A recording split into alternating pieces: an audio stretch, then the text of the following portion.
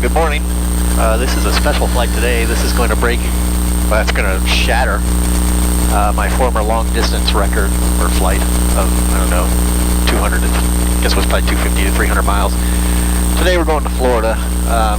Not deep down in Florida, the very northern tip of it, Panhandle area, Pensacola area, so it's going to be about a 6-hour flight, 600 miles. And here we are ready for our pre-takeoff check. Oil's still not quite up to temp. It's got another 8 degrees to go, so I thought I'd go ahead and introduce what's going on today. First leg of the flight is from Bolton to K Bravo Yankee Lima in Williamsburg, Kentucky. I tried for about 200-mile legs, so it's going to be 2 fuel stops. If I was supremely confident in this trip, I could probably make it with 1, but I am not. Actually, I'm a little twitchy about this trip. From Williamsburg, it's another 195 miles to Carrollton, Georgia, West Georgia Regional, Charlie Tango Juliet. And from there, the longest leg, 202 miles into Bilton, Florida, Peter Prince Field, 2 Romeo 4. So we're just going to get through our run-up. It's 119, 120 degrees. It's ready to go. I'll do the run-up, and I'll chat with you periodically through the flight. I'm not going to let this thing run for 6 hours. That wouldn't make any sense, so I'll talk to you in a bit. Hey, we're through the pre-takeoff check. We've run through the checklist, checked the canopy twice, yada yada. Altitude is pre-selected. We're going to go 4,500 feet, and that'll help us stay under one of the little close nearby MOAs. A lot of people just blithely fly through MOAs. I will on occasion if I need to, but generally if it's easy to avoid them, I do. There's just no reason not to. So, we're ready for takeoff. Be calling the tower, and off we'll go. Bolton Tower, experimental 284 Delta Golf, ready for takeoff runway 22, departing DFR southbound. Terminal 4 Delta Golf, runway 22, clear for takeoff southbound departure. Clear for takeoff 22, 4 Delta Golf.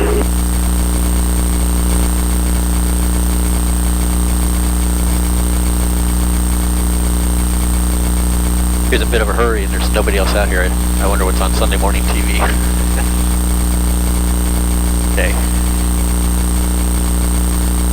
Now we got a bit of a crosswind from the right. Actually, quite a bit of a crosswind from the right. There we go.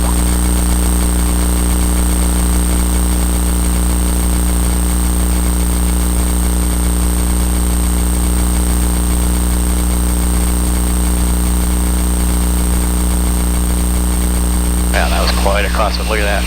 Whew. A little bumpy down here, too. There's my wind correction to stay on the runway heading. So that's a bit of a crosswind.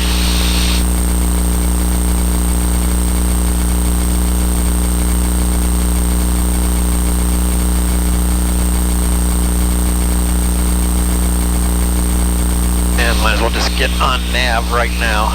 I'll manage the altitude for now, but no sense not getting right on the nav.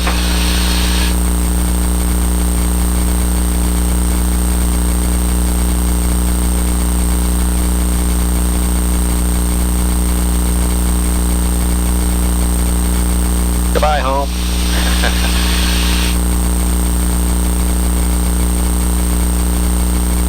Well, it's a glorious day, weather-wise, just beautiful. It's supposed to be clear like this, most of, if not all the way down the entire eastern seaboard, which was exactly the kind of weather I was looking and waiting for. There was no set date that I would do this. I just left it open as the first good day I see that's going to be followed by a few more good days, I'll go. So here we go. We got a beautiful day for it. Yesterday was horrible. The 2 days before that were horrible. Today is just perfect. I got a 23 knot crosswind, direct crosswind, so we're not going to hurt or benefit from the crosswind, or from the wind.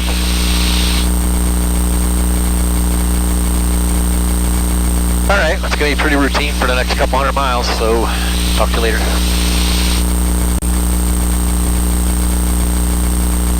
Air Transport 3213 Heavy, going to maintain 3,000 your access to St. Cloud Farm Air Station radar 5 miles. So we're in the MOA. 3,000, Air Transport 3213 Heavy. Just about halfway through the part that we're actually in, and to the part that we're in the part that we're under. So I dialed up 41 Cincinnati approach. Border departure. Greater Cincinnati International Airport approach, and the nice thing about that, it keeps me company. 3741, turn right for Keelan, or the Keelan 4 departure. I like listening to the approach controllers, but it also gives me updates on the altimeter.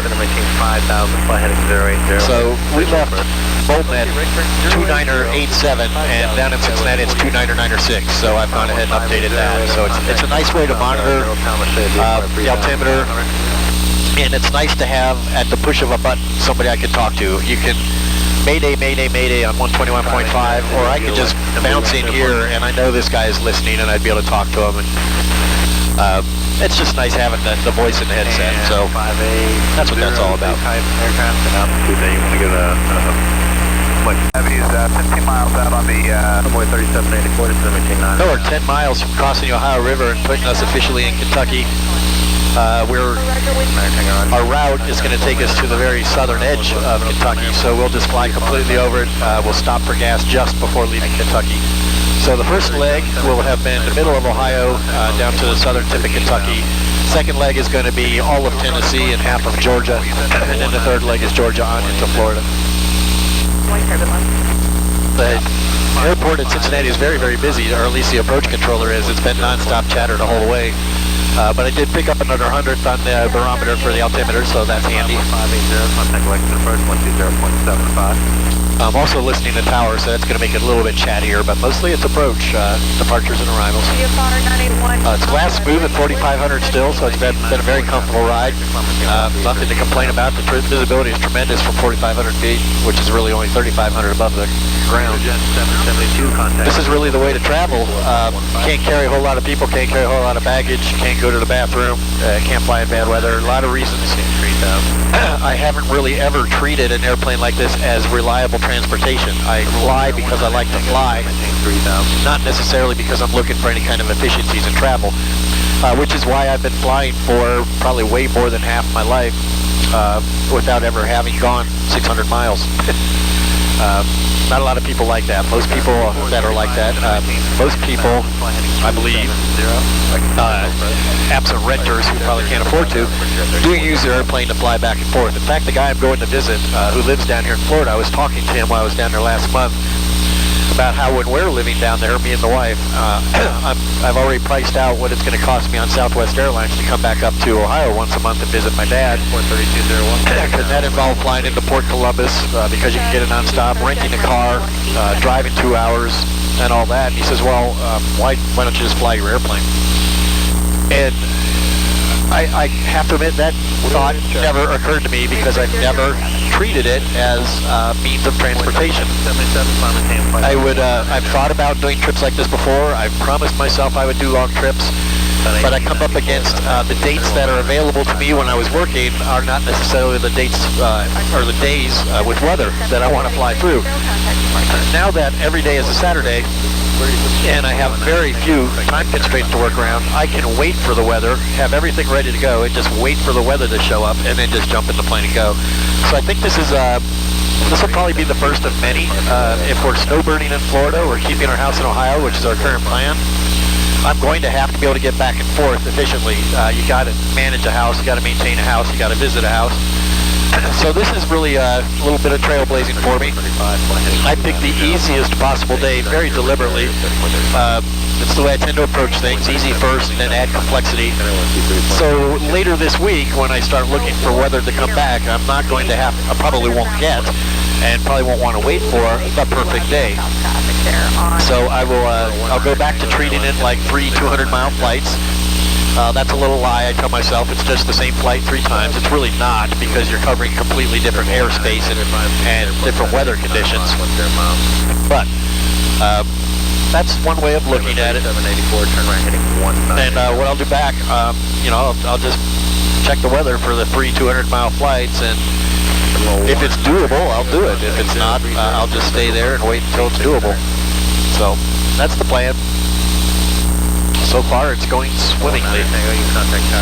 And I believe we're just about officially, there's this little bend in the Ohio here that's kind of prolonging our race towards Kentucky.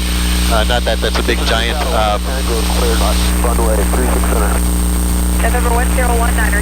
That's not a big giant landmark or hallmark or anything. I've been into Kentucky with the airplane before. It's no big deal. There's one of those power plants I was telling you about. So, here we go. It is a measure of progress. We're doing fine. 13,000.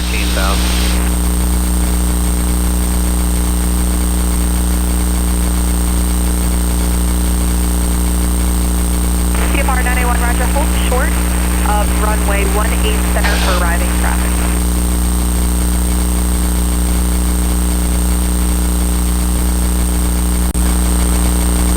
Marine traffic check on 17 for back 10 miles southeast inbound Marine. I had thought the ride would get a little bumpier when we got out over these hills, especially given the wind at altitude. You'd think there'd be some wind on the ground, kind of churning all that air up, but so far, and again at the risk of jinxing myself, it's still quite smooth, even at 4,500 MSL, which now over these hills, mountains, whatever, is probably only a couple thousand feet above them. So little blessings. It's still nice and calm and smooth. I don't know if it'll stay that way for the entire trip, but I'll take as much of it as I can get.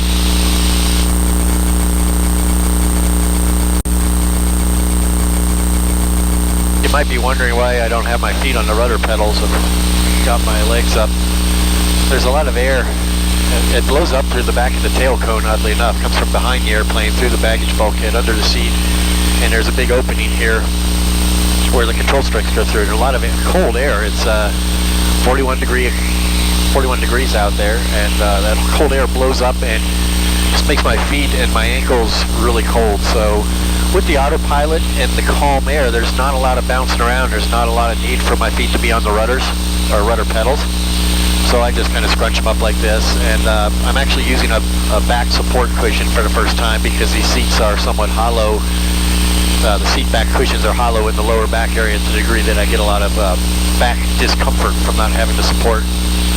And the seat cushions, or the seat cushion, pushes my hips and legs forward far enough that it actually feels a little cramped down when my feet are on the rudder pedal. So for a couple reasons, it's just more comfortable, and whenever I can, if the weather allows it like it is today, the weather and the autopilot are doing great, I can go ahead and pick my feet up and be just a little bit more comfortable. There's not a lot of room in here.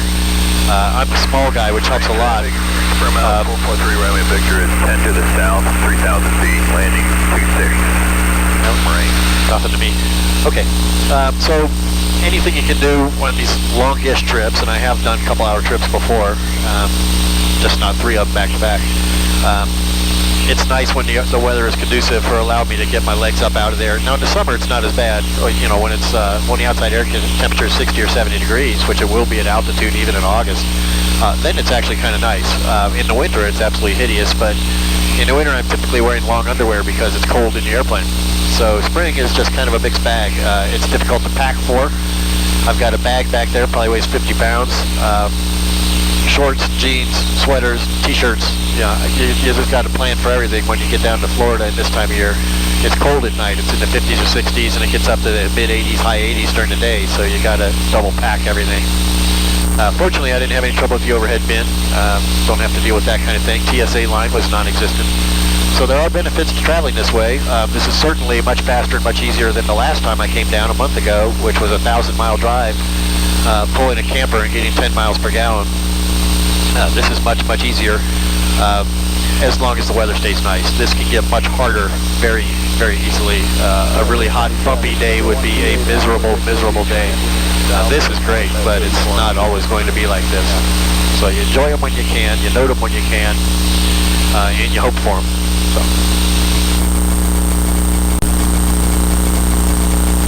Okay, that's a fair question. Does the airplane have a heater? Why don't you just turn on the heater? It does have a heater. And I've mentioned, I think before on previous videos, it's a kind of a clunky way it's set up, and I'm not overly keen about it.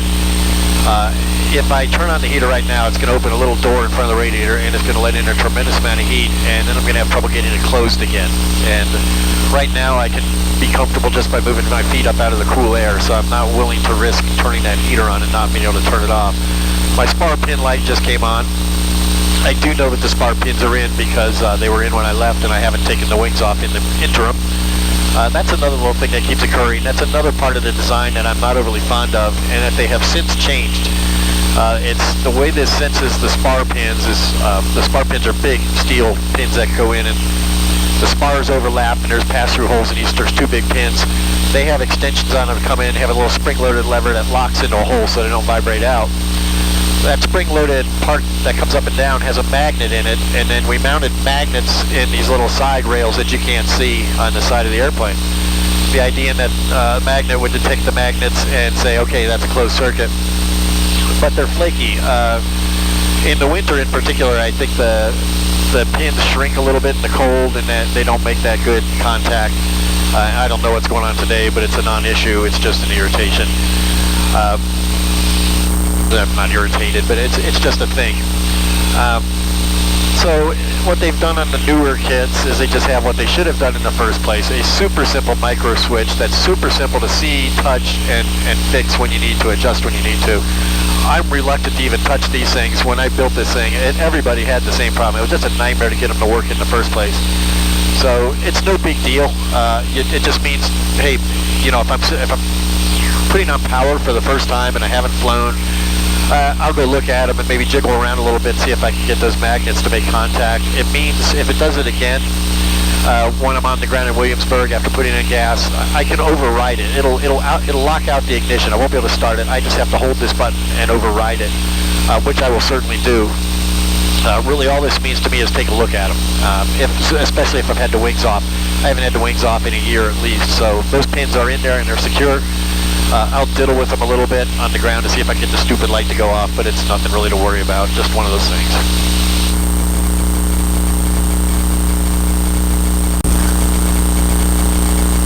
So we're 15 minutes from our first rest stop, which is becoming critically important, not for fuel. I've still got 13 gallons. It's good for at least 2 solid hours. First flight of the morning is the first flight. Actually, this happens when I drive first thing in the morning too. There's the coffee to deal with, and of course coffee is very much like beer in that you only borrow it / rent it. I do have the appropriate devices or accessories should it get desperate, but 15 minutes is not, I'm nowhere near desperation, but I don't typically carry those with me. I did this time, and the problem is normally this level of bladder capacity would be, well, okay, 15 minutes, no big deal. But now I know those little bags are there, and that just, my bladder knows those are there, and it says, well, hell, why should we wait? You brought them, I mean, come on. They're awkward to use. Again, small airplane, not a lot of room to work, and by the time I've got everything out and in position and done, we'd probably be getting ready to descend to land anyway, so we'll just try not to think about it, which I do by talking about it for 2 minutes, which is probably counterproductive, but there you go. A little pressure to arrive, I guess is what I'd say, but it's right there. I could stop there if I wanted to stop short, but wasn't my plan. My plan was to go to this one, so that's the one I'm going to go to, and it's 14 minutes, so there it is. More fun. You know, it's kind of like, you'd get this on an airliner.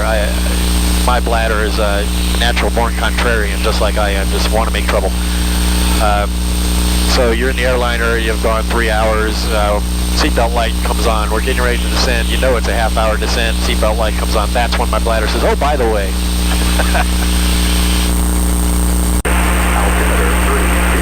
We're picking up the wind, we're picking up the weather information from Bravo Yankee Lima. It's winds 310 at 3, which really is more of a crosswind for either 2 or 20, runway 2 or 20. It doesn't really matter. So I'm just going to set up for whichever one is a left entry, which will probably be, let's see, if it's 2, it's going to be like that, and we're coming kind of, we're heading south. So a left downwind, I'm going to have to cross over and cut back and land on 20, which is just fine. Yep, 310 at 3.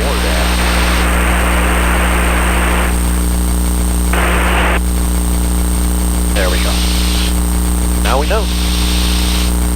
Actually, you won't be able to see this very well, but one thing I can do, if I'm trying to pick my runway, is zoom in, and now I can see my orientation that I'm flying and the orientation of they're almost like this.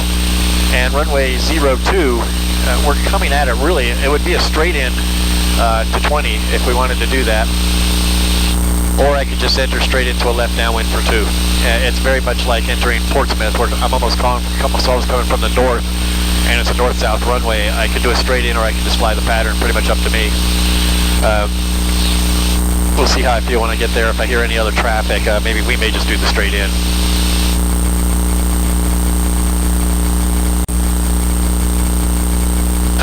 Very definition of a clear day. We're 16 miles from the airport. I can see it easily.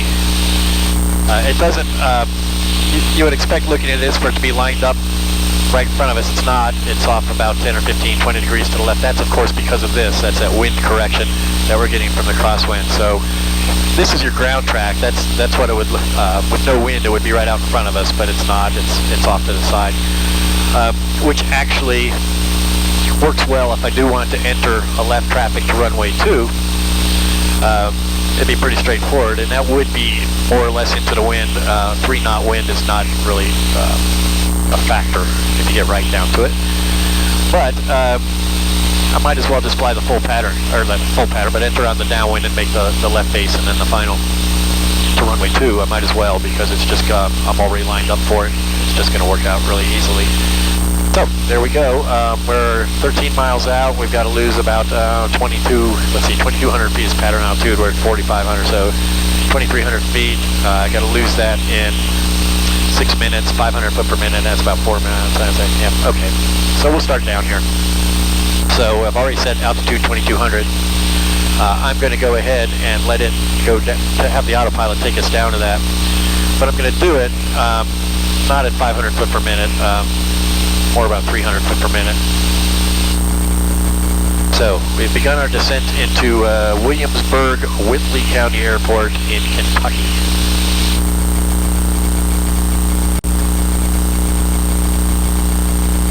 Okay, so I made the first call. I made a 10-mile call. I haven't heard any traffic, but went ahead and let them know that we're out here and our intent is left traffic back to runway 2.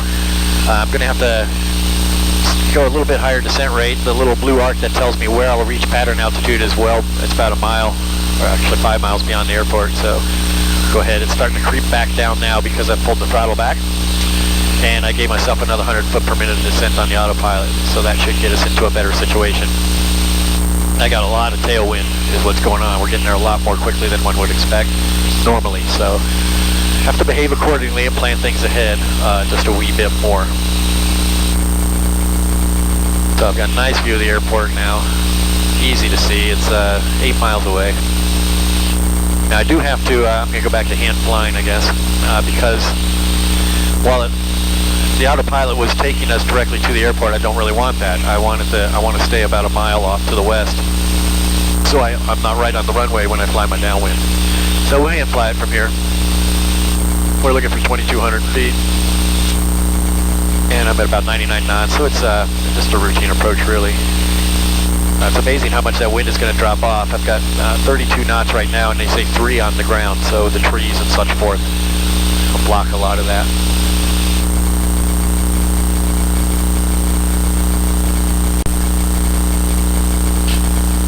So we're inside, we're at 5 miles now. Still a little bit high for the pattern. I don't really care. It's rough down there. There's trees and such, so I don't mind being a little bit high in the traffic pattern. So I made my call. Still haven't heard anybody else here. Made my 5-mile call. Now it's getting bumpy and kind of regretting not using the accessories. And it struck me that this is Sunday morning and the FBO might not even be open. I might not even be able to get to an actual facility. So it's something a little too late to reconsider. I'm certainly not going to do it now. But maybe it would have been a good idea to... Approaching altitude. Okay.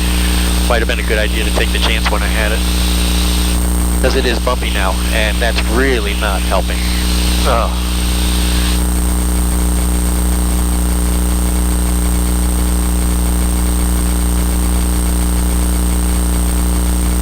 Oh, I can't believe this is only going to be 3 knots of wind on the ground. That's just hard to believe. There's 2,400. Let's call that good enough for pattern altitude. Leave ourselves a little bit of altitude in the bank should we need it.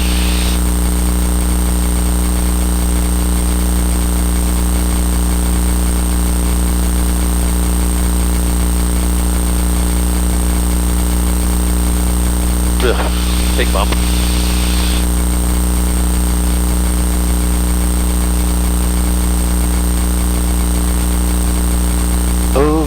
sloshing around now.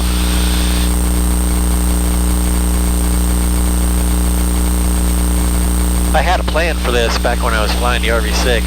On flying mornings, I wouldn't make a big cup of coffee. I'd make a tiny cup of espresso and get the same amount of caffeine, if not more, without the volume.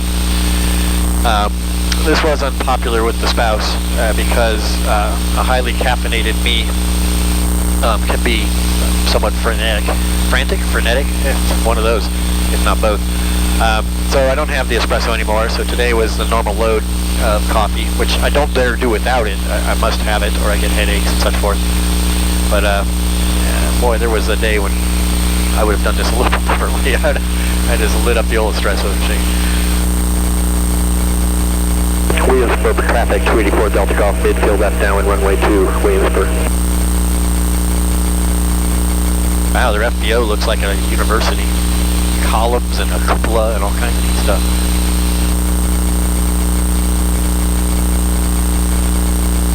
Bounce, bounce. Boy.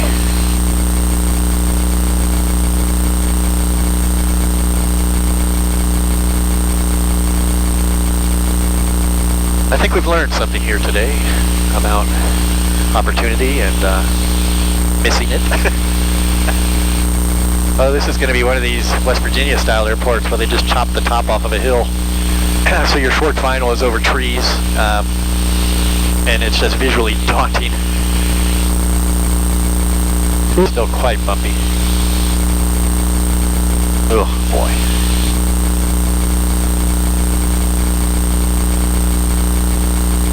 Okay, it's getting warm.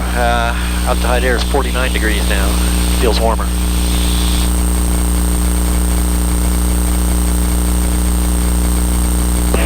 Williamsburg traffic, 4 Delta Golf, left base, runway 2, Williamsburg. Oh boy. Got a little gust that picked up the right wing there. That's an eye-opener.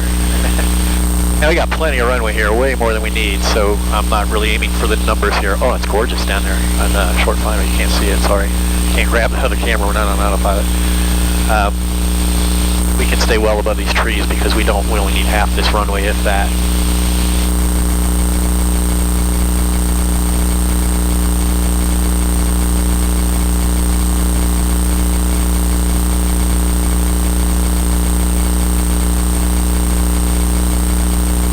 Feels like a lot more than 3 knots of wind. Probably a good idea to ignore that. Not ignored it, but actually paid attention to it. There's some crosswind here too. Choppy, choppy, all the way down. Choppy, choppy, choppy.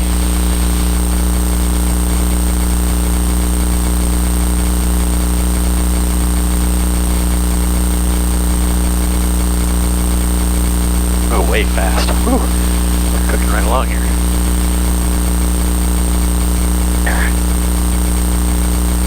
That's an odd spot for an ILS antenna. It's off. That's the glide slope antenna, I think. Or localizer, doesn't matter. It's way off to the side of the runway, not usually down towards the end of the runway, so it's a nice straight shot. Well, here we are. Excuse me. Williamsburg, Whitley County, Kentucky. And the windsock says no wind at all here by the FBO building. So I guess it is just, it's down in a little valley or something here, blocked by trees or whatever. You just don't get the full brunt of that wind, which is a nice thing. Now I gotta find a fuel pump. There it is. I see fuel tanks anyway, not necessarily a fuel pump. But that's gonna be secondary to the primary need. I hope that little mobile home there is the FBO or something here is open. I see the pumps now. Okay. Go around the side. Let's do that second. We will unload before we reload.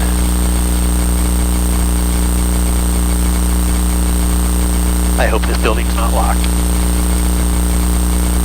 Caught behind a hangar if I have to.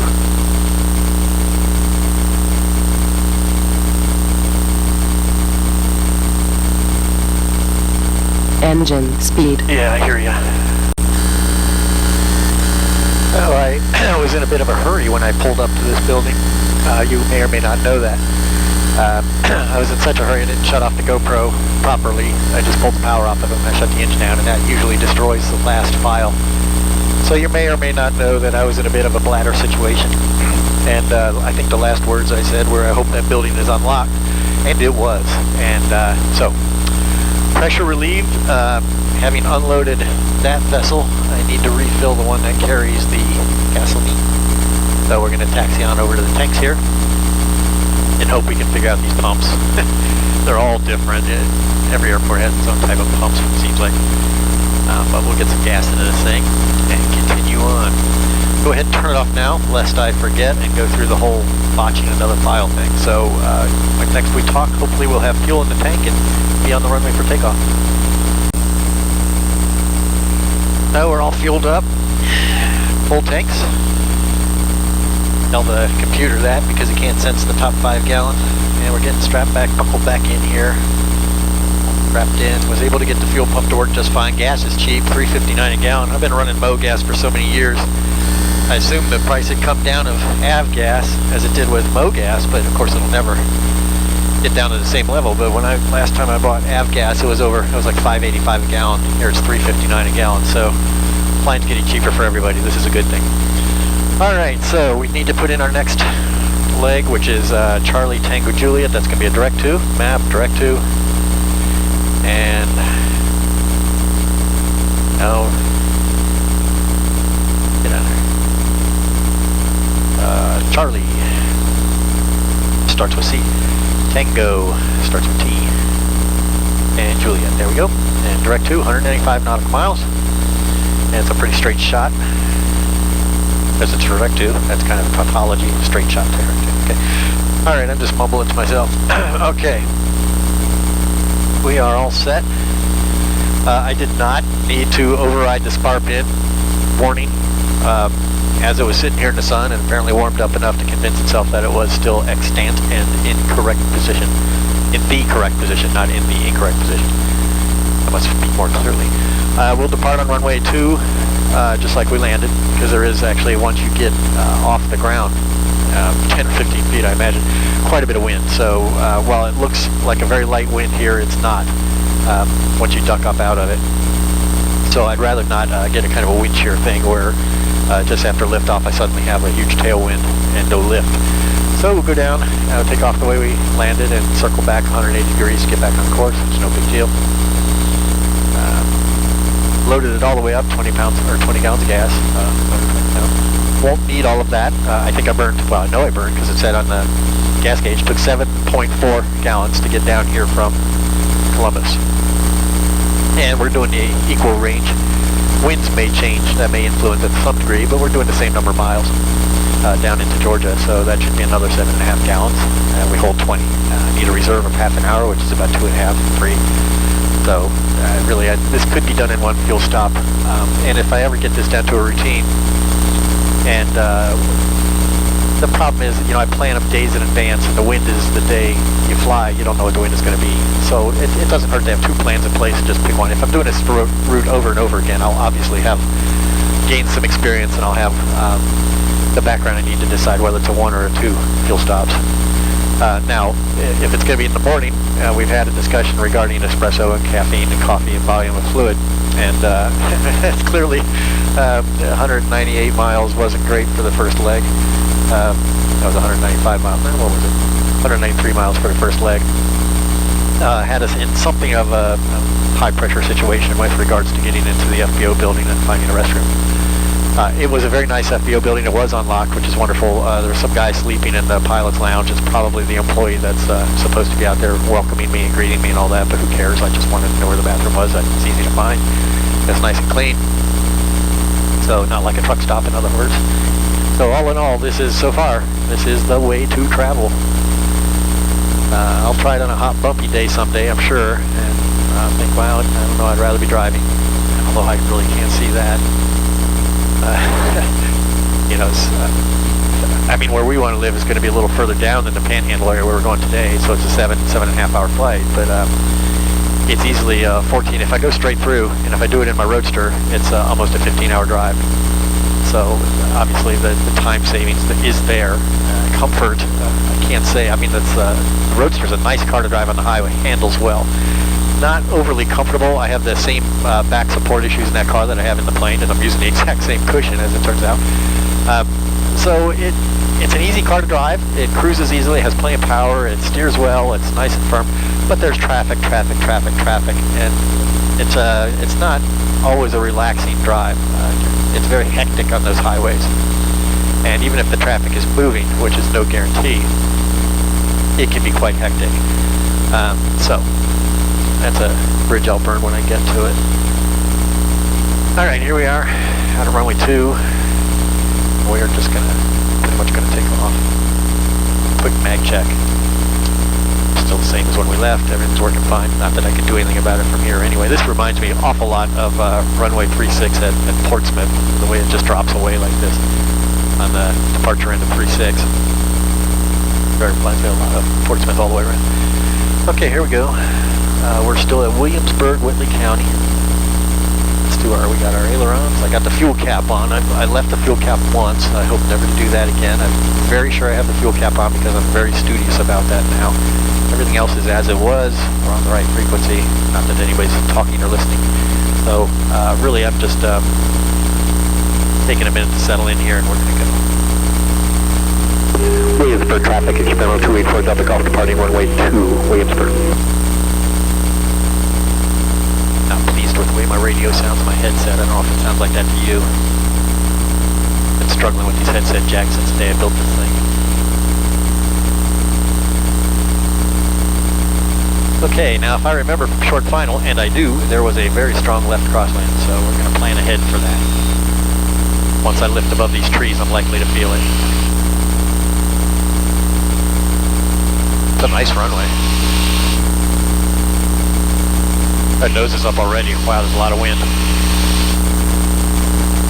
There we go. Ooh, it's hot. 58 degrees now. Glad I took that jacket off.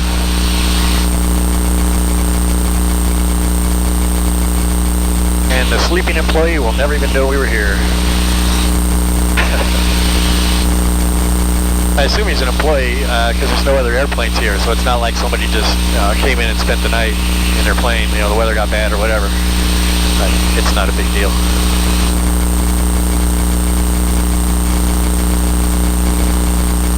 Alright, let's go ahead and get on course. It's 180 degrees.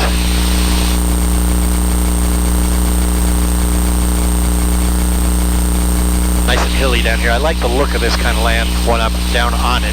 The wooded, hilly, valley type thing. I'm not as keen on it. Well, I like looking at it, but I'm not as keen on it as a place to make an emergency landing should the situation ever be such that I need to.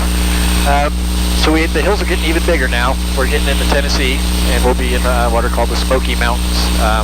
Now, people out west don't call them mountains. They look like little hills to the Rocky Mountain crowd.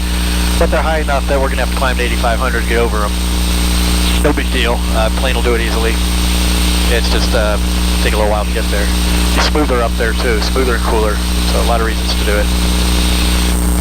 Let's go ahead and reset the direct 2 so the autopilot doesn't do a big jump on me when I turn it on. Let's turn on the nav. Now that we've got that done, let's tell we're going to 8,500 feet. And it needs to get busy on getting me there. Ugh, bump, bump, bump. We'll be out of these bumps in no time though. There's 65, there's 86, 85, up we go. And now we are under autopilot control. We're flying GPS nav. Are we? I believe we are. Nav. Let's try that again. Nav. There it goes. It was working, it just didn't feel like it was working. Now for some reason I got 1,000 foot. What is going on? The autopilot is not on. Here we go. That's why the autopilot's not on. There we go. That is nav, and 1,000 foot per minute is an awful lot. We don't need that. We can do a cruise climb. Crossville, Cherokee 5187, wind. We're going to pull that back to about 600. Midfield, it's bumpy. left downwind, 26. Crossville. And I'm showing up as myself on the traffic again, but there is traffic. He's pretty far out, and he's also 4,400 feet above us, but I've got that false alarm on the traffic again that irritates me so very much. So this is going to be a long slog, lengthy climb to 8,500. When we get down over the Smoky Hills, Smoky Mountains, smoky ground-bound protuberances. I'll get you some nice pictures of them. But for now, it's just going to be a bumpy climb up to 8,500. So we're 8,500 feet cruising altitude. That's not 8,500 feet above the ground because we are over the Smoky Mountains. We're over the highest ones that we will go over for the entire trip. If I zoom out on the GPS, you can see there's higher ones down here, but this route was chosen specifically to kind of skirt the edge of those. So we're over a fairly high area here, but when it comes to all this stuff down here, we're going to slip up to the western edge of it, and they all kind of stop right there. So these are the highest we'll see. We're clearing easily at 8,500. We've got a nice tailwind. We're still over 130 knots. I've got it throttled back to 5,200 RPM. We're really just cruising along now. In another hour and 15 minutes to our next fuel stop. So these were supposed to be 2-hour legs. They're turning out to be more like an hour and a half because of the wonderful tailwind that we have.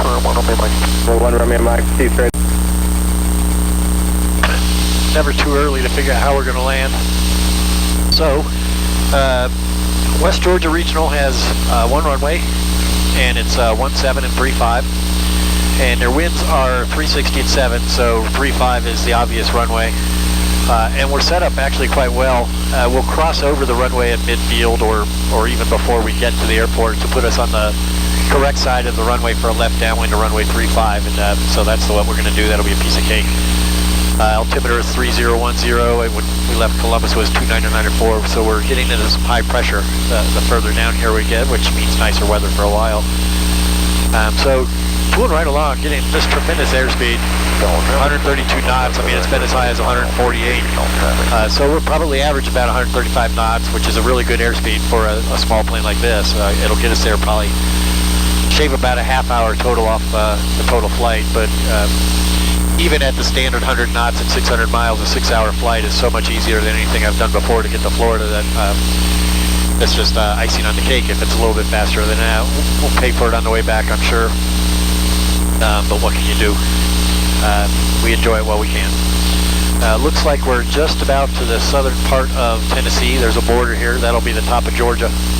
So we'll have crossed Tennessee, which of course crossing it north to south is the easy way.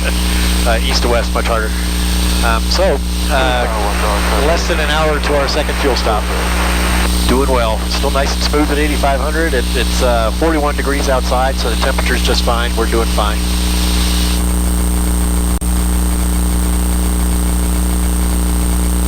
We're about 5 miles from the Tennessee-Georgia border.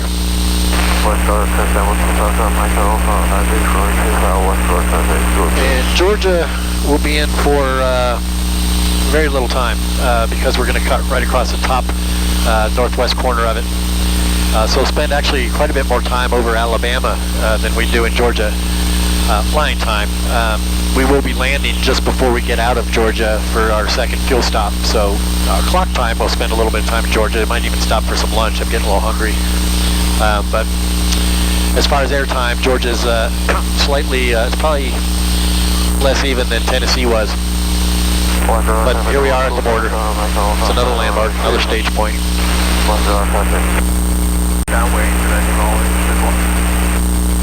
Well, it's finally gotten warm enough that I want to get this sweatshirt off. This should be quite the show of contortion. I think I can do it. Pretty sure I can do it just by shedding off my headset and just letting the shoulder strap slip down off of my shoulders, so I still have my lap belt fastened. But I'm definitely going to take off my headset and my hat, so here we go.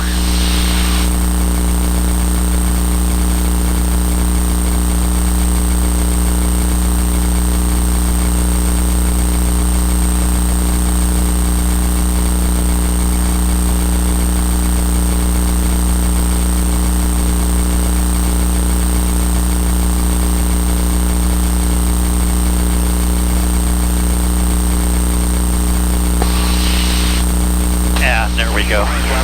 I don't know what people without autopilots do in a situation like that. This airplane would be very, very difficult to make contortions and operation like that without somebody flying the plane. So consider myself fortunate to have an autopilot.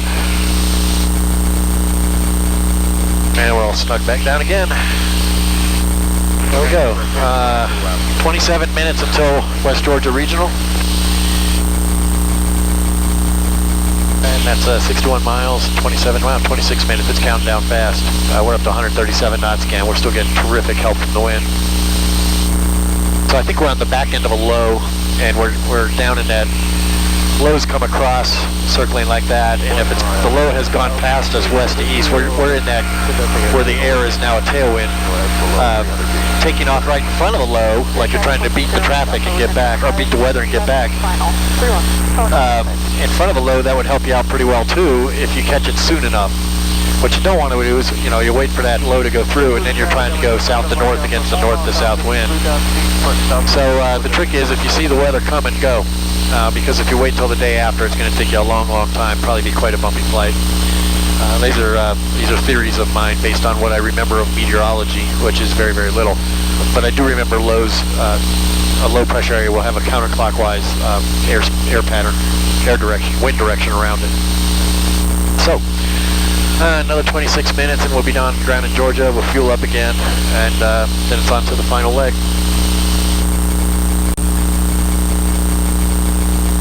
Now, cruising along, I've got plenty of time to think. I got to wondering just how one uses one of these bags. I bought these things, I can't remember, 2 or 3 airplanes ago. Never actually used one, so I read through the instructions. And it's pretty straightforward, so should I ever need this, I have them with me now, and now I actually even know how to use it if I can remember it. Probably at the time you really, really need it is not the time you want to first introduce yourself to these instructions. You're not going to read with a whole lot of attention. You're going to get to maybe step 1. So, now we know. We're Charlie, to contact 5 south-southwest of South Field to 3,000 feet. 17 and a half miles, or minutes, sorry, 17 and a half minutes from West Georgia Regional at 8,500 feet, so pattern altitude is 2,200. I'm going to go ahead and dial that in. Land approach, line altimeter 3005, expected visual approach 3 rate. 3005 on altimeter, good, that's nice to know. We'll pick up the one from West Regional, but anyway, we're going down 2,200 feet. And we'll start a descent now, but we're not going to go probably all the way down. I got 17, I got to lose, let's see, I got to lose 6,000, that's 6,000, well, okay, yeah, we can go down. But more those gentle, about 300 foot per minute or so. We'll see where that, the little blue arc will come up and show us where that's going to be, and I'll adjust it accordingly. 357 Hotel Echo Airport. So we're starting our approach into West Georgia Regional. Okay.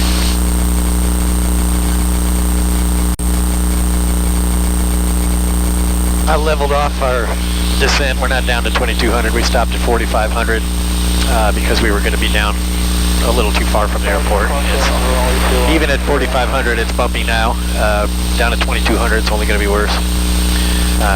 14 miles to go to the airport, so right around 8 miles or so, I'll lose that extra 2,000 feet. And we'll cross over into the left-hand wind for runway 35. I did hear one airplane land there.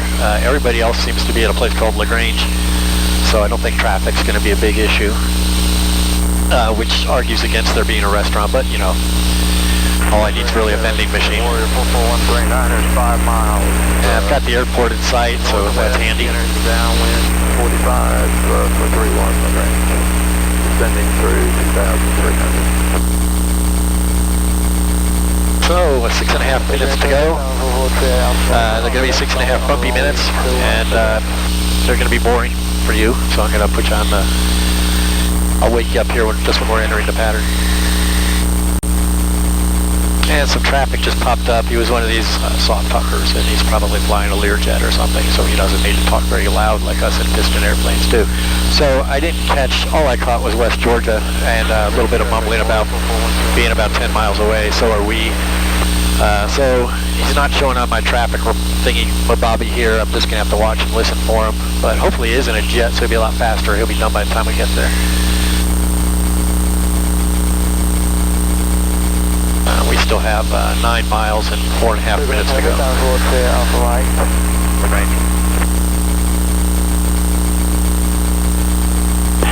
West Georgia traffic, experimental suite for Delta Golf is 7 miles north. We're going to cross over for left downwind runway 35, West Georgia.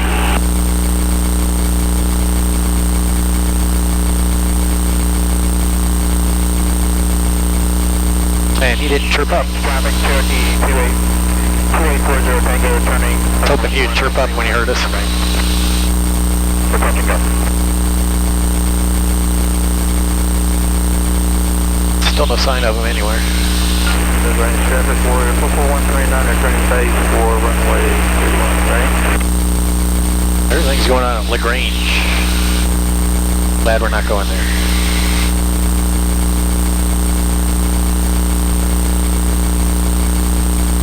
We'll make him faster than me. Traffic, outgoing, departing the cabin to the north. We'll also get under him. West Georgia, Sector 4 is approximately 4 minutes from midfield. Okay, 4 Delta Golf is 2.5, so I'm just going to cross over before the runway. I'll be on the left downwind 435. Roger. So now we speed up.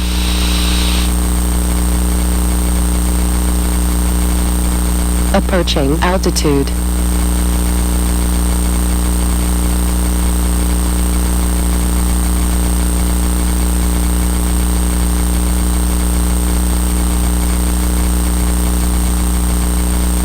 Moving altitude. That's the plan, Steve.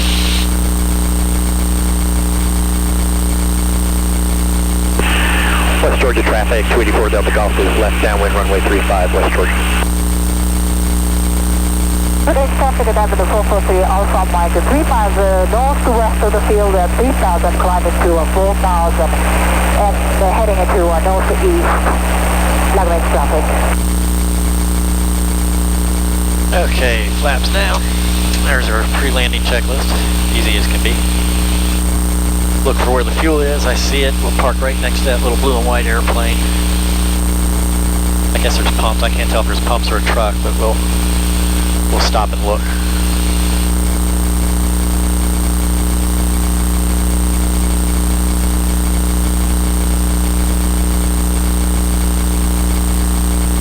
Not as bumpy as Kentucky. Still a little bit, not like it was up in Kentucky. I can see Atlanta. Traffic, Cherokee 2840 Tango, turning left of base, runway 31, LaGrange. See the Atlanta skyline off my left wing, just out on the horizon. Alright, we gotta come down now. I say that as if it's a big struggle. West Georgia, Sector 4 Delta Charlie, we are 1 1/4 miles to the east of the field. We'll cross the midfield at 3,200 feet. We'll then proceed to make a right teardrop into the left downwind for runway 35, West Georgia. Alright, have fun with that. And West Georgia 4 Delta Golf is left base, runway 35. Runway 31 will be departing the pattern to the south. LaGrange traffic, Cherokee 2840 Tango, turning final, runway 31. Yeah, we're gonna be high. We're touching up. I got rushed into that turn. Not his fault, mine. But we're gonna be high, so let's slip it a little bit.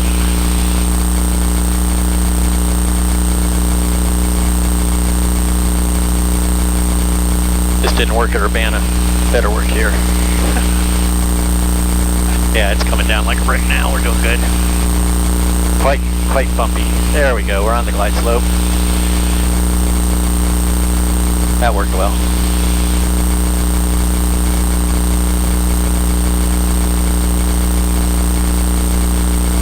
Now he's doing some big old teardrop fancy ass thing, so I got plenty of time on the runway. He's not gonna be right up behind me. Right up in my cheese.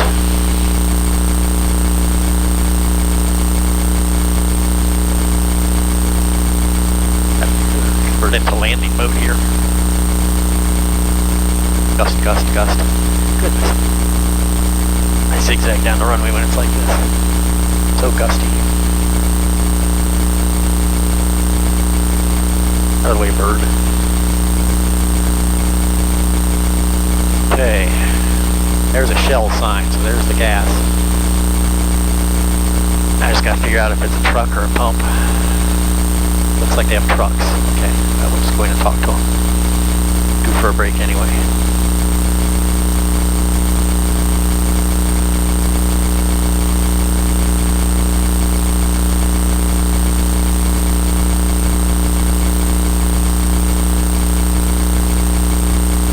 Parked by that Cirrus. Coincidentally enough. Alright, I can shut you guys off so I don't forget again. Alright. That 34 Delta Charlie, this is going to be our last. We're leaving. We're all gassed up at West Georgia, so we're on the last leg. Hour and 41 minutes, according to the computer. We got Mo gas here for the first time ever. Usually I have to go to a marathon station, take it back to my hangar and pump it in, but they have actual Mo gas here, which is what the engine really wants. It's ethanol free. The engine doesn't care if there's ethanol, yes or no. What it doesn't want is lead. So this is the stuff it really wants. So I did have to fly one tank of low lead from Kentucky down here, but it's Mo gas from here on out. And I'll do this on this. I'll do the same thing on the way back. I'll stop here and get some Mo gas. That'll get me to Kentucky, and then 100 low lead back to Bolton. So hour and 40 minutes to go. The easy part is done. Flying two Romeo 4, Peter Prince Field. 224 Lower Delta, fly over field, to the field. So you want your job, runway 25, West Georgia. What was I saying? Oh, it's not the actual flying part per se, it's the approach into Peter Prince to Romeo 4 in Milton, Florida. In that it's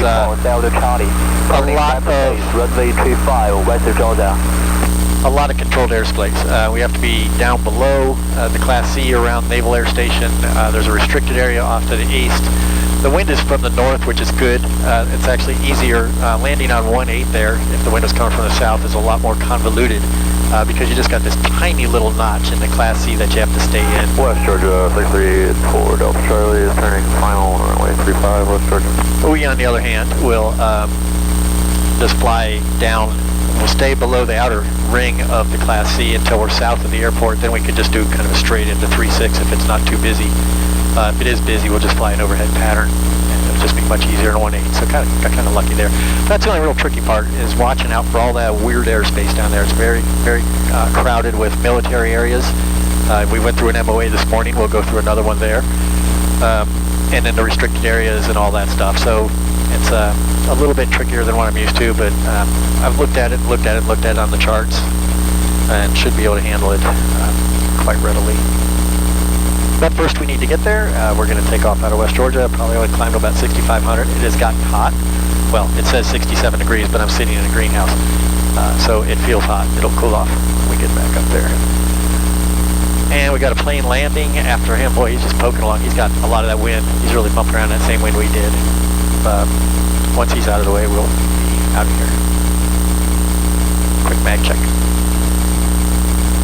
I have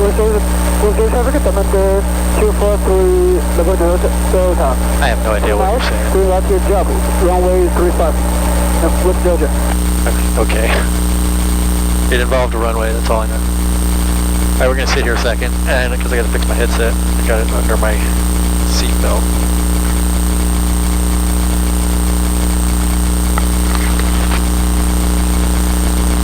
Yeah, better do that now. Okay. He's gone. We're gone. Here we go. Let's see. We'll be. We're gonna make a 180 out of left traffic. Okay. West Georgia traffic, experimental tweet, 12 Delta Golf departing runway 35. Left. We'll be departing out of the left downwind.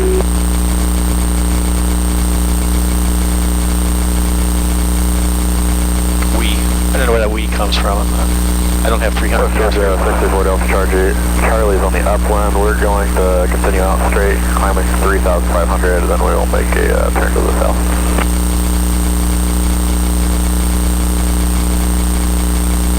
Okay, here we go. Last one.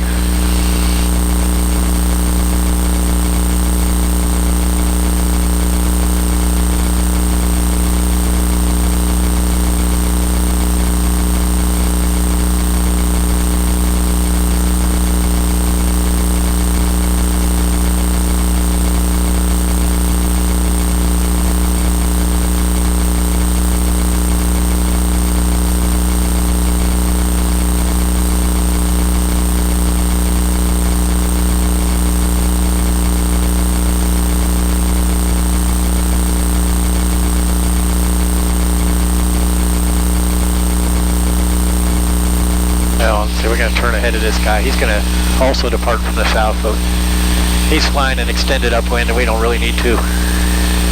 We're just going to get on course. There's the other traffic. There's a Cessna out there downwind. And we've got him in sight. And we're going to... We're going to climb out of pattern here anyway. So he's turning left base. He's in sight. He's not a factor. The other one is probably not even turning crosswind yet, and way, way, way behind us. And I don't see anybody else here. So, we are done with West Georgia. We are on our way to Alabama. It's like 11 miles to Alabama. I'll wake you up when it gets interesting again. Well, we're beginning our descent into the Pensacola area. We've been cruising at 6,500. I'm going to take us down to 4,500. Actually, I'm going to take us down to 3,500. It's going to be bumpy, but we have to get down to 12 or 1,300 before we get to the Class C around Naval Whiting Naval Air Station. Blah blah blah.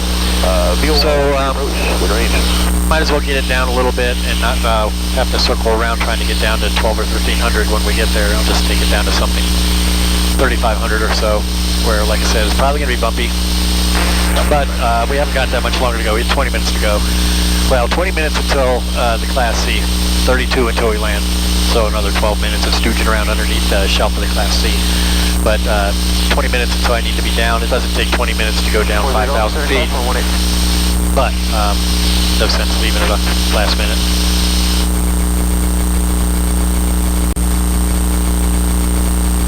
Okay, so we're 6.8 miles from GCUD, J-I-K-U-D. At 3,500 feet, it's bumpy as hell. I'm going to go down to 2,500 feet, and we're going to do this. We're going to lean pretty heavily on the autopilot because there's going to be a lot going on. And having the autopilot pay attention to heading and altitude is going to be a big help. I've got to be outside looking for airplanes and all that other stuff, making sure I don't cross any of the lines I'm not supposed to cross. So right now we're in a descent down to 2,500. And once I cross GCUD, I don't know how to pronounce that, we'll go down to probably 1,300. We'll leave ourselves a 100-foot, well, maybe go to 1,200. Leave a 200-foot buffer because even the autopilot does struggle with the altitude at times, and I'm going to have to keep a really close eye on it. We don't want to go above 1,400. I could go 1,200, 1,100. That's basically pattern altitude, so I'm not used to flying that low. But it's very flat down here. There's no mountains. Most of the traffic will hopefully be above that, still up doing air work and things like that. So anywhere, 1,000, 1,100, 1,200, something like that is what we'll see how well that works. So, just going to leave you running. It's going to be boring. There's not much to see, and I can trim out some of the fat when we get there, but I'm not going to mess around, turning on and off the camera. You guys are on your own. So here we go. Number 4060 Romeo Pensacola. Pensacola is 3002. What's your on-course? What is your on-course heading?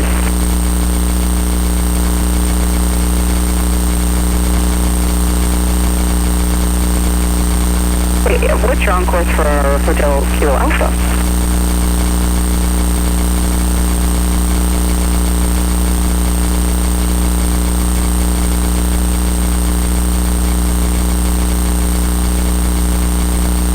There's 25, and we're 2.5 miles from GCUD. Really could probably just keep going on down. Let's go ahead and set our final altitude. November 6 here, Romeo Roger. And that's from right there or from Bari? I know it's not much of a difference. And we'll take Romeo Roger. take 1,400. Take 1,400 until we get there. Just outside of it, we'll drop down a couple hundred. There's turn right 11, turn right heading 180. Doesn't leave me a lot of gliding range, and other than a few sod farms here and there, there's nothing to glide to. It's all trees. So this is where you make a bet, and it's a high wages bet, but high stakes bet, but odds are on my side. The engine's going to keep running for the next 15 minutes. It's made the last 6 hours, so I'll be able to do 15 more minutes. But these are one of these situations where you just have to trust in the engine and hope for the best. There's roads here, but they're twisty-turny. They're down in between the trees. There's openings here and there, but they're small, and they're few and far between. I mean, it's got a nice one right off my left wing right now, but that's not going to last forever. So here we go. Flying over some inhospitable terrain again. Fortunately, it's a very reliable engine. It's only 225 hours old. Envoy 3413, control I'll tack time even less than that, 173 on the tack. 230. So, here comes our turn. Autopilot should make a turn now. Tude. Just said I had some tude. There it is. There's our course change. I'll help it with the rudder. Envoy, disregard. Disregard. And what's our altitude? 1740. November 811, turn heading 240, you're 3 miles from the final approach 6, 21,700 We have about 5.5 miles to get down below 1400. Shouldn't be a problem. I'm going to go ahead and dial it in now so I don't forget. I'm choosing 1200. And if it gets to where the autopilot's having trouble staying within that, I'll go lower. Hand flying, I don't think would be any better than the autopilot can do.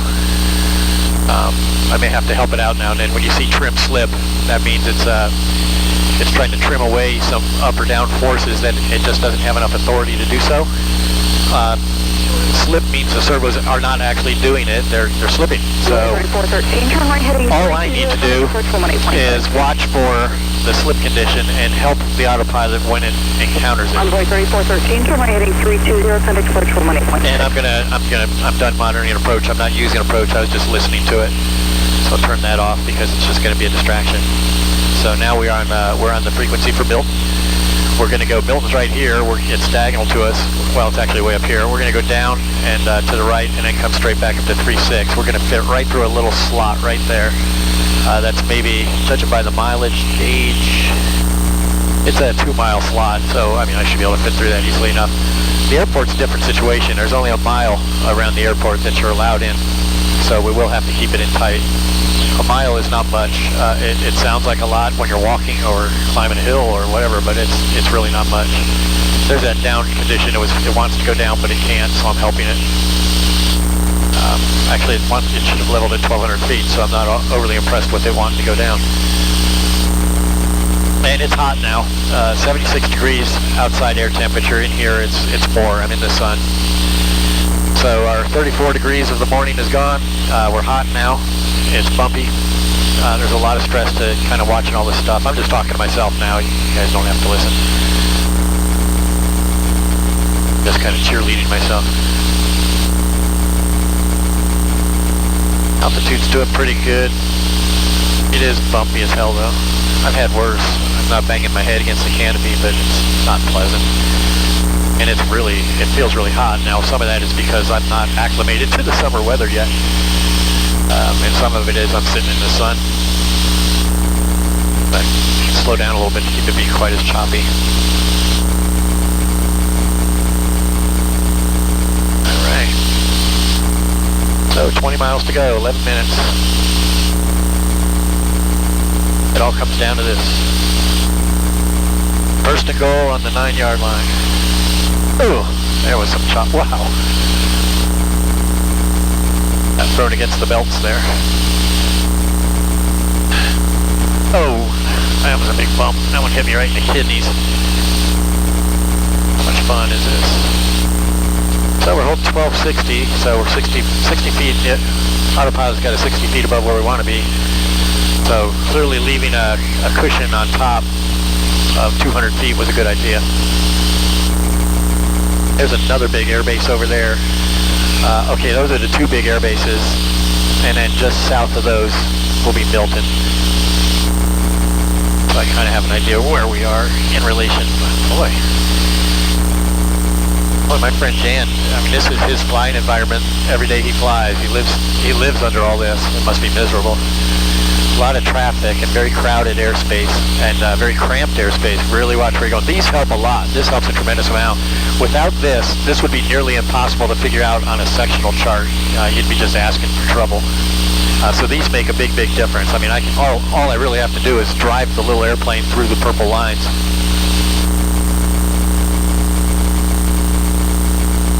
Okay, yeah, there's the air stations. The big runways are pointed right at me. So Milton will be... Milton's not visible. It must not be big enough to have a big cutout in the trees. We'll see when we get there. There's no sense rushing it. Alright, so let's go to track mode.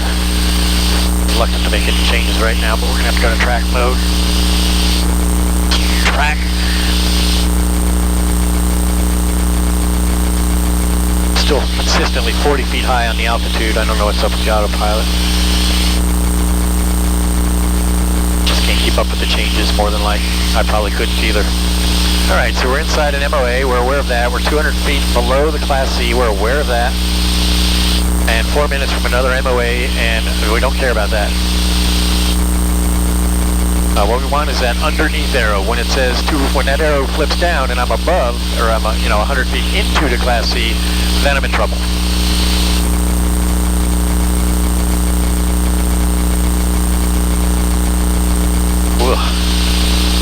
I'm actually kind of lucky I didn't have lunch. Let alone, you can't see it in the camera. There's a whole lot of up and down stuff, and it's abrupt. You're up and then down. And sometimes it's like a kick. I mean, it's just boom.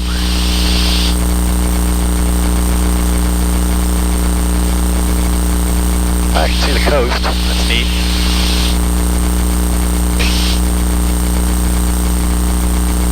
Let's see, probably the hotels on Fort Walton Beach or Destin or someplace. Supposed to be really, really nice beaches. They were when I was there back in, 1986, I think, on the way to Red Flag. We spent 2 weeks at Eglin doing a competition. This is when I was in the Air Force. Red Flag is a 2-week exercise out at Nellis Air Force Base in Las Vegas that we did 3 back-to-back-to-back because they were shipping us back from Germany. So you stay a while. So we were came back from 2 months for 2 months and went back to Germany and separated from there 3 or 4 months later. In any event, I remember Fort Walton Beach and the Destin area from when we were at Eglin. It's a very nice area. Okay, we're almost to the point where we're gonna, wow, there's a nice little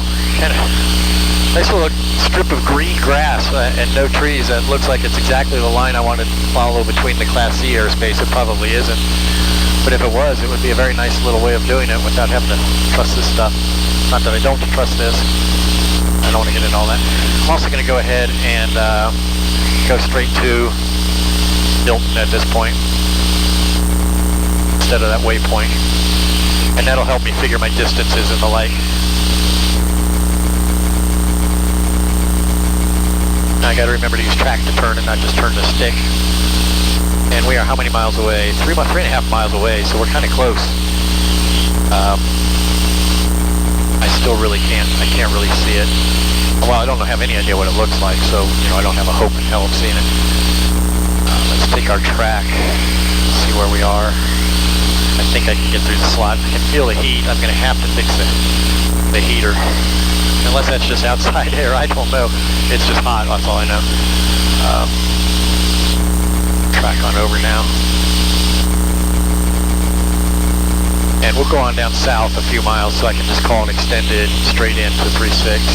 Not my favorite thing to do, but by far the easiest thing to do in this situation. And now we're shooting through the gap now. Looks like we're going to go right up the middle of it. Right up there. Now we're going to go right up the middle of the gap. Nose is way up in here. Must be in some kind of sink. Big strange little, oh, these are helicopter practice pads. I'm so surprised I'm not seeing any helicopters. It is Sunday, maybe that's why. These are little practice landing pads. There's dozens of them. I assume that's what they are. I mean, they're close enough to the air station that it would make sense for them to be. All right, we're 1,200 feet still. We're between the purple lines. We're going to cross Highway 90 down here, and that is really good, reportedly, anyway, a very good base leg to use into 36. Now that makes 36, if I'm following the pattern, that would be a right base, which is not really what it should be, a left base. But I'm having trouble carrying right now. I'm just going to make a nice straight in. I haven't heard any traffic in and out. Of course, I've been yapping the whole time, but I haven't heard any traffic in or out of Milton. So I should be able to just accomplish a straight in. And The time is it's almost 3 o'clock p.m. We left the house at about 8:30, and then whatever time it took to get it into the airplane and get it in the air and all that. So 6-hour trip. It's not bad. Not bad at all. I can definitely see the coast now. That's a kind of a bay there, and then there's something that stretches across. That's pretty cool. These look like prisons. Huh. We use prisons as landmarks in Ohio too. Always seem to be near airports. They can't they can complain about the noise, just won't do any good. It's a prison. Okay, I haven't seen a single airplane, so all of this traffic, I haven't seen on the scope, none in the air. So all this traffic I was worried about, maybe because it's a Sunday, this hasn't really transpired. All right, Milton, where you be? Should be still a little bit out in front of me. There it is. I've got it in sight. Got the airports. Oh yes, 90 makes a tremendous base leg. We'll use that. I'm not sure you guys can see it, and I'm not going to pick up the handheld right now. Oh, there's a lot of circles painted on these runways here. So this too is probably, it's an airport of some sort. It shows on the chart. But a lot of little circles on the runway for practicing helicopter landings. Presumably.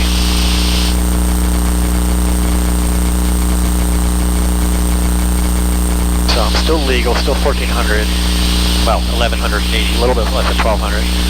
And at this point, this is practically pattern altitude, so I'm going to turn off the autopilot entirely. And we're practically at pattern altitude. I don't know if those are X's because it's closed or if they're for helipads. But you don't need X's all the way down the runway to be closed. You just need one on each end. So I think those, yeah, they're helipads. They got the little H's in them. So at the SCAD, it's 1, 2, 3, 4, 5, 6, 7, 8, 9, 10, 11, 12. Okay, about 15 or 16 helipads. Okay, there's the highway, and I'm going to go ahead on down south and make get a little bit far enough out that I can make a reasonably distant and reasonably near, a little bit of both, call for my straight into 36. And I haven't heard anybody out here.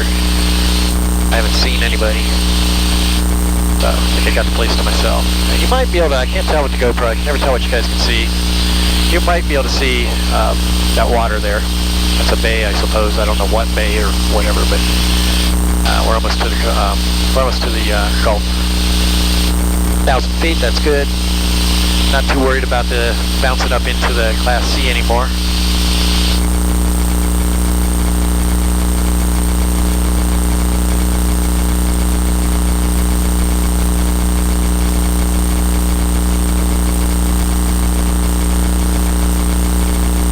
Make sure I have the right frequency still because I bump into things. Map. Oops. Damn it. Info. 122.975, so we're still good. Got awfully quiet when I got low enough where I couldn't hear Georgia anymore. That's apparently a very popular frequency in Georgia.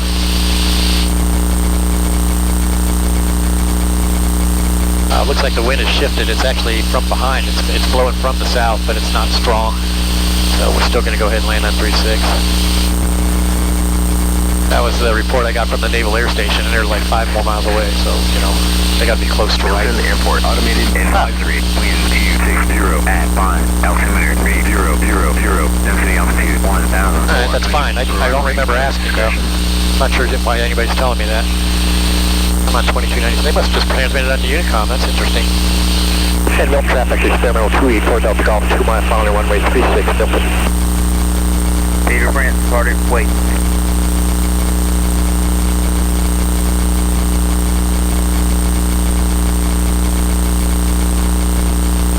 Milton traffic, Cessna 79405, inbound to Milton. Anybody in the pattern? Roger, 284 Delta Golf on the 1.5 mile final 36. Copy, runway 36, Milton 405. To be honest, there's a little wind blow and some smoke down here. It looks like it might be coming out of the south, but it doesn't look like a whole lot. Yeah, I was over at Choctaw. It looks like the winds are coming out of the south. So you can make the call 3618 and we'll follow you.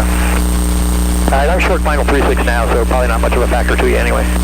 Copy that. Yeah, and then we'll just do 36 as well. See then.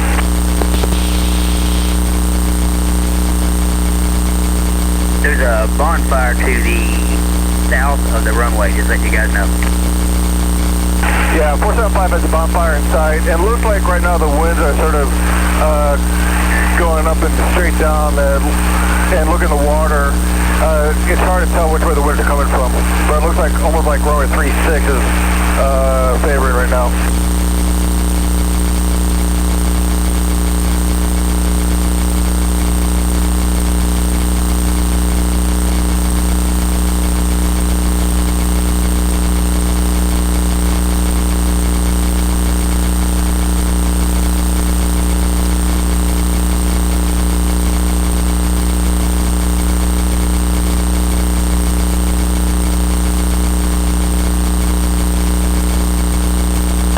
Delta call through the runway, Bill.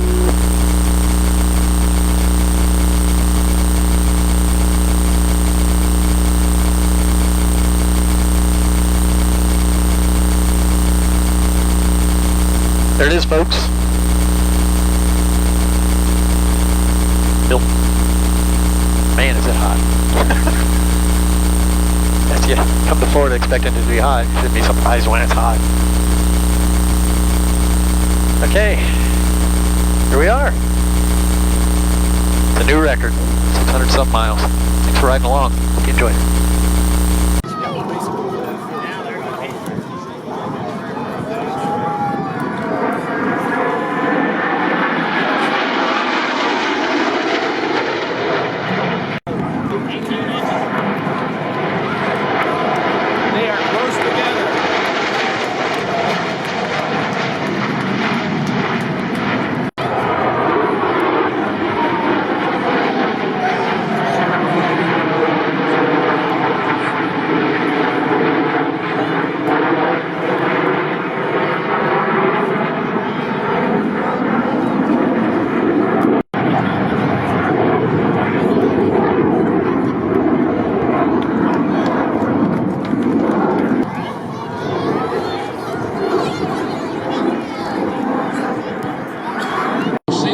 Disappear as you did as it started up. That probably means the pilot had to tap his afterburner in order to maintain position.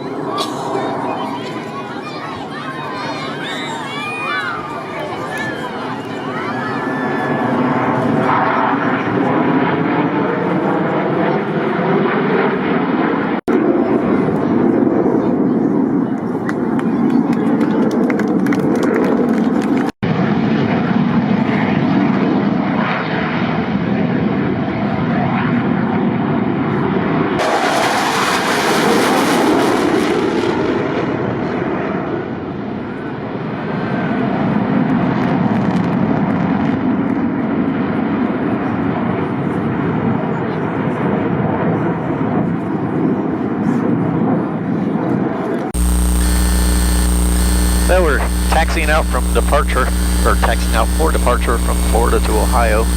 This is my second time taxiing out. The first time, end of runway, ran up the engine to do a mag check, and there was a screeching coming from the engine. And of course you're not going to launch on a 600-mile flight with some unknown sound emanating from the engine. So taxied it back to the FBO and had a friend kind of look at what was happening from the outside, listen from the outside. And it appears what had happened is while it was parked in his hangar, the pitot tube got bumped. So it's vibrating a little more than it used to, and it was just kind of screeching against the little plastic insert that holds it steady. So a little jiggling with that, straightened it out, and it should be okay now. So we're going to go out here and do a very lengthy run-up, which I won't make you sit through. And if everything's okay, the next you'll see is the takeoff.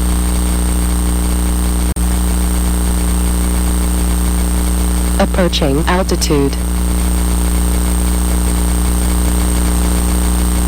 Mill traffic, 76 Lima, taxiing to hold short line, I'll be number 236. Mill traffic, try to 202, taking runway 36, mill traffic.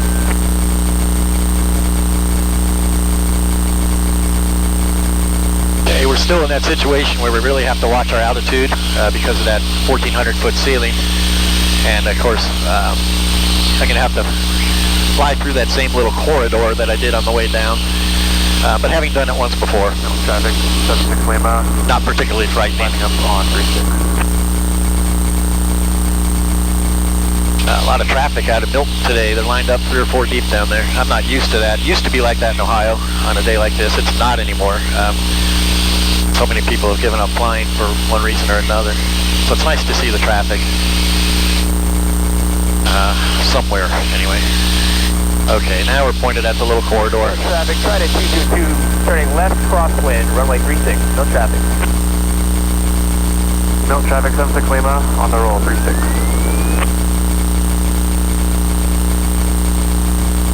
I'm having 900 feet. I'm going to go ahead and climb up to 1200. No traffic, 9188 Golf, line up and wait, runway 36. Just because, just to have the altitude should I need it. Particularly after, some little small engine sound. Pretty much want to be careful of that. No traffic, try to It's a little bit hazy. Weather forecast for the entirety of the trip is just fine right until I get to Cincinnati, Ohio. And it's going to be bad in the morning, but clear up around lunchtime. So it'll be a question of when I get there and how accurate the forecast is and all that. But that's hours away. And once I get up, top of Kentucky, south of Ohio, I mean, that's an hour and a half at the most back. So if I have to sit somewhere for a while, that's no problem. It's definitely going to clear up later in the day. Well, it's not definite, it is a forecast. But it should clear up later in the day. And again, if I'm that close to home, that's kind of a different feeling than being 600 miles from home and stuck.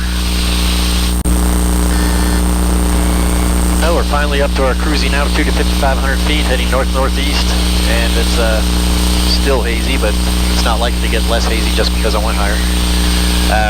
Cruising along, where ground speed's 117 knots, true air speed's 111, so we're down to a 6-knot tailwind, but that could just as easily have been a 6-knot headwind or more, so no complaints from me. Got another hour and 20 minutes until our first fuel stop, and it's going to be in West Georgia, just outside of Atlanta. And then we'll go to our next fuel stop, which is Williamsburg, Kentucky. And that's where we're going to start taking a hard look at what's happening in Cincinnati. Columbus is already cleared up to VFR. Cincinnati is still what they call marginal IFR, or light IFRs. The acronym spells it. And of course, having a light car doesn't mean I can pick it up. So light IFR, heavy IFR does not make a lick of difference to me. Marginal VFR is okay, but it means I got to get pretty down. I got to get down pretty low to typically that's going to be about maybe 5-6 miles of visibility, which isn't a great deal, and probably now AGL altitude of 1,000 to 1,500, maybe if I'm lucky 2,000, which I can do because Ohio is flat, or flat enough that the elevation changes aren't mountainous like they are in some place like Tennessee. I'm not thrilled with it, but we'll take a look and see what the forecast says or the actuals say when we get to Williamsburg.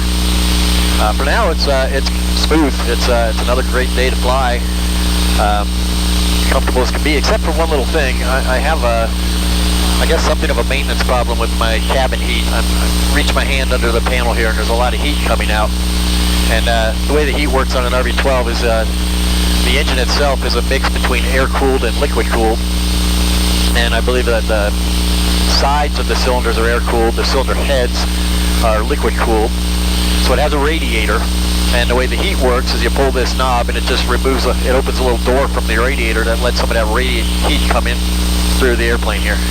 And that cable is finicky, and it doesn't always get that door closed all the way, and it doesn't take much. Those cylinder heads are at 195 degrees, so that water is probably close to that or more. So it doesn't take much of an opening in that door to get a lot of heat in here on a hot day. And it's not really a hot day, it's 67 degrees outside air, so it's not what I call hot day. But it's getting uncomfortable in here, and I'm going to take off my sweatshirt again, which requires a lot of contortions. But again, I come back to the assistance I get from the autopilot that allows me to do that kind of thing. So we're going to be droning along for a while. I'm not going to make you watch the contortions of me trying to get out of a sweatshirt. So probably won't turn you on again until we get up into Georgia. Now we're at the point where we need to start thinking about how we're going to land in West Georgia. We're still at 5,500 feet, but we've only got 11 minutes to go. We're going to start a descent here pretty soon. 500 foot per minute descent, about 7 minutes or so. Down to pattern altitude. Just now started to pick up the weather, the automated weather. Georgia Regional Airport. Automated weather observation. 1417 Zulu. Weather. Wind 330 at 3. visibility 10. Alright, so the runway choice is 350 or 170. You heard the wind was 330, a minute ago it was 350, but it makes the decision quite easy. We're coming along like this, the runway is oriented this, and this is runway 35, and with the wind being 330 to 350, that's the one we're going to want.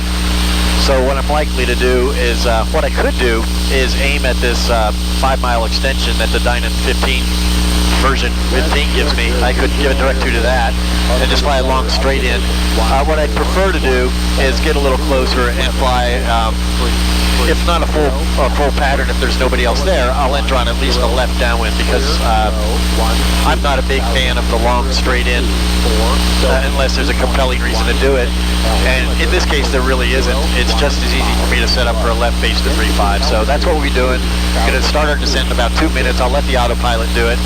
I could start it sooner, but it's going to be hotter down there and more than likely bumpier, and there's just no reason to. So now that we know what the weather's going to be, I'm going to start monitoring Unicom and see if there's anybody else there. Runway 35, West Georgia. There's one right there using runway 35, so there's a little validation should I have needed it. I'll pick you up after the descent. Okay, we're off the autopilot and into our final descent. We're going to enter on a left base, runway 35. There's a Mooney. That's not a religion, that's a type of airplane. 15 miles south that I'm communicating with, and of course we'll be on the ground long before he gets here. Doesn't sound like there's anybody else around. If there was, I'd go ahead and fly the full pattern. But there's just nobody here but me for now. So we're entering our left base right now. It's kind of an extended left base, and that'll give me a lengthy final because there's a lot of trees and such on this one. And I'll need some time to get kind of settled into everything. Remind myself how to fly again since I've been on the autopilot for 2 hours.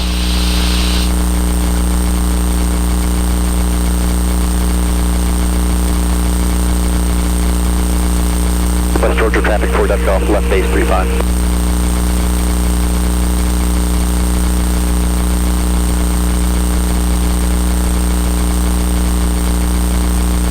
I wish I could see the Vassy or something because with the way this runway is elevated and the trees and such, it's hard for me to gauge my altitude on base. The Vassy would kind of come in handy for that. But I wouldn't be able to see it until I turn final. But it's a lot of runway. It's like 5,600 feet. It's not going to be a problem if I'm a little high. There's the Vassy. And yeah, I am in fact high on the Vassy. I've got 4 whites. There's one red coming from the right. One more red will be exactly on glide slope. There we go, right on the glide slope. Descending to a 3,000, heading to the VOR. Shooting a VOR approach 13, Lagrange. West Georgia, 4 Delta Golf, final 35.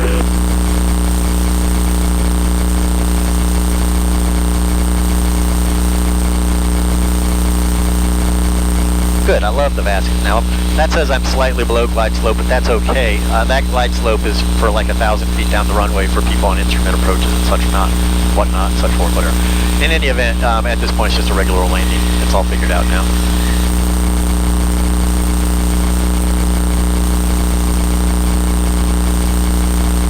Got quite a bit of lift here. There we go, set one down. I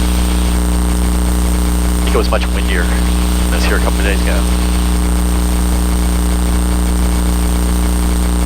Could repaint those numbers, make them legible. Just, you know, advice.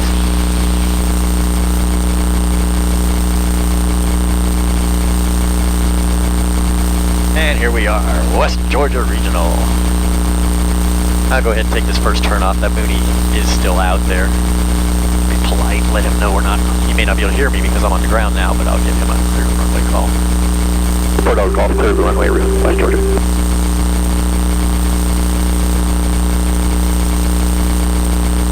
Okay, stage 1, almost done. Just got to put in some gas, and this is the place that has Mo gas.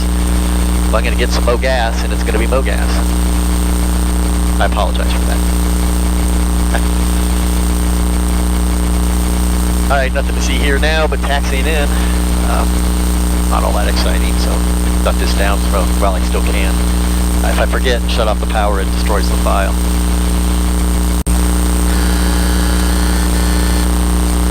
All right, taxiing out. Departure from Western Georgia. Takes me forever to get out of here. In a good way. They're very friendly here. Very, very chatty, very hospitable, and I like talking to them. So they like, you know, they're playing people. That's why they work here. So So it takes me a while to get out because I chat with the guys, but it's a great little airport. And it's got bow gas, like I said, which the engine prefers. So on my way out, we got a taxi all the way down to 3.5 here. There's a couple in the pattern. I might have to wait a little bit, so it's going to be boring. Other than that, it's out of here. I'm probably going to climb up about 7,500. I'm going to have to get over that one little mountainous area before I get into Kentucky. So I think 75 will be enough. 85 certainly was. I don't want to have to go to 95 if I can help it. The further north I get, I'm starting to pick up some headwinds, which, you know, that was bound to happen. You can only have that kind of luck for so long. So the higher I go, the worse those are likely to be.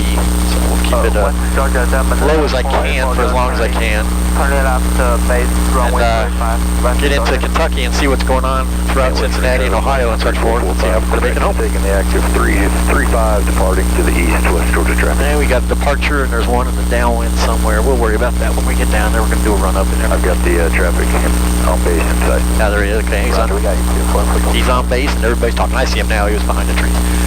Okay, well, we're just about out of Georgia. Downwind runway 35 west of Georgia. Yeah, I forgot to hit the on button just before takeoff, but you can see us climbing out anyway. Very woody around here, lots of woods. I'll be happy to get up into the farm country where there's lots of wide open land for me to use if I need it.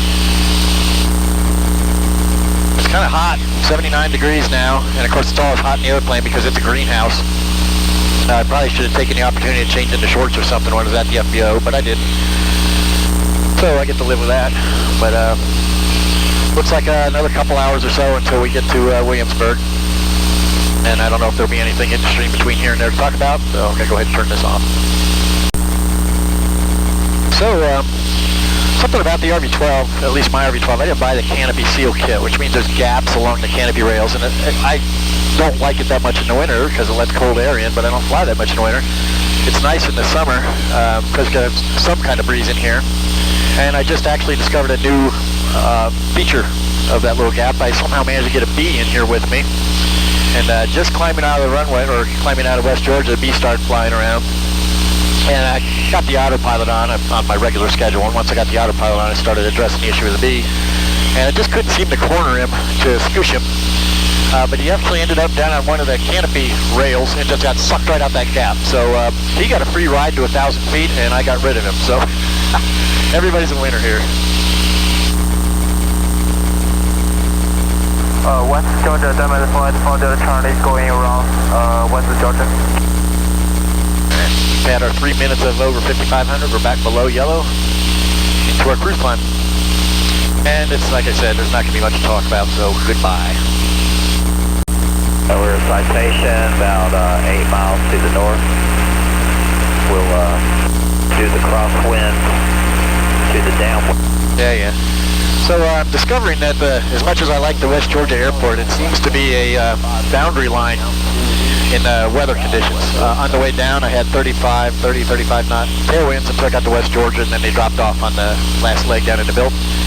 Now, I had a nice smooth flight with a tail flight up to Georgia, and now out of Georgia, it's bumpy, and I now have headwind. So I might have to rethink that as a fuel stop after all, if it's going to cause this kind of thing. Got some clouds here above me. I'm shooting for 75. I don't know if I'll be above them or below them, but I can't be in them. And with my luck, there'll be decent clouds everywhere I want to be. And I'll have to go higher than I want or stay lower than I want. We'll find out when we get there. It might be a good idea to get up above where it's smoother, and I got to get over that little mountain anyway. Problem is they're going to rise, and they could rise right up to wherever altitude I choose to be, and I'd have to come right back down anyway. So if we're going through 5,500, and I'm not yet to the clouds, but it is smoothed out a little bit, I may just stay at 55. Well, here we are at 5,500, and that's right at the tops of these things, and I need to be 1,000 feet above them.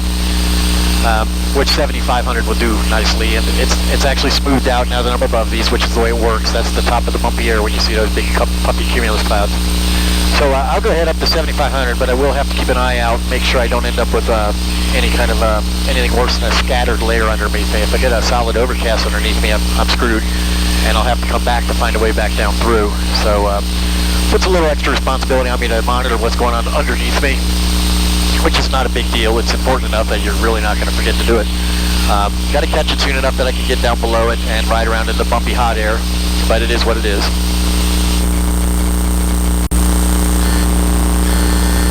So I got a nice big clear open area here, big bowl of open. We'll go down to 5,500 and see what it looks like. They're looking even at co-altitude with me right now at 6,700, and I'm going to drop another 1,200, so I think that's going to put us underneath them. We'll see how bumpy it is. It's still a gorgeous day. Still picking up a little bit of a tailwind. I don't expect that to last, but I do still either a tailwind of a knot or two. I've had nothing worse than breaking even on true airspeed versus ground speed. So still doing pretty well with the winds. Not really had to encounter or deal with any headwinds so far. At least not literal headwinds, some metaphorical ones perhaps. Figuring out the weather and all that. But still going very, very well. This has not been nearly as difficult as I thought it would be. I won't apologize for the pre-flight stress. This is new to me. You can tell some of these things are new to me. I've not flown these long flights. I've never had to deal with an afternoon's worth more weather than an afternoon's worth. You know, when you're crossing 600 miles, you're picking up a lot of different zones, weather zones. I'm just not used to that. And as you've seen, I'm still learning things about how convenient, how much information you can get out of this sky view if you just learn how to use it. And you can use it adequately, you know, direct twos and things like that, or even simple routes very, very easily. It's not hard to pick that up. But there's so much depth to it. There's so much that it can do. And I'm still learning it. And some I'm learning now simply because this is the first time I've wanted or needed it. But I just continue to be impressed by it. So here we are. That's 5,900 feet, and that would put us right in them. And I don't know if I'm going to get below them or not. So I might have to duck down a little bit lower than 5,500. But I really have I don't see that I have much of a choice.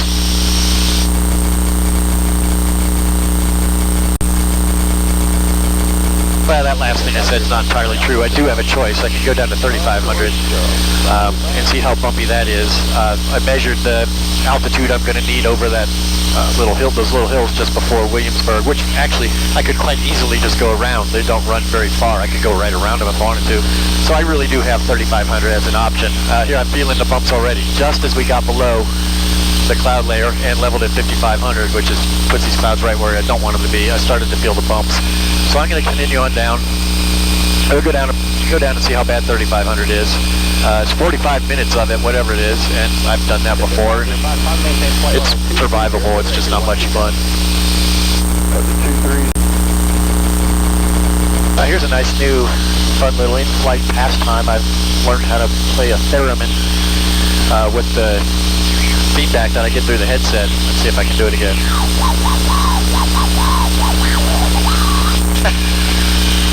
Oh man. 12,000, right to direct bottom. You probably can't see it, but I've shifted over to track mode. At 5,500 feet, I was comfortably over the little peaks down here. At 3,500 feet, at the tallest, I would have been 200 feet above them, and that's not nearly enough of a buffer. That's actually quite stupid to even try. So I'm angling off to the west a little bit. We're down here getting banged around in the rough air. But just by angling off to the west a little bit, I just completely alleviate that altitude problem. And I'll just kind of manually use the track mode to fly myself around it instead of just going right over the top of them and running into one of them. You know, the altimeter, I do maintain my altimeter setting by checking airports as I go by, but you know, you're not going to make a bet like that on 200 feet. So we're taking a little detour around the hills.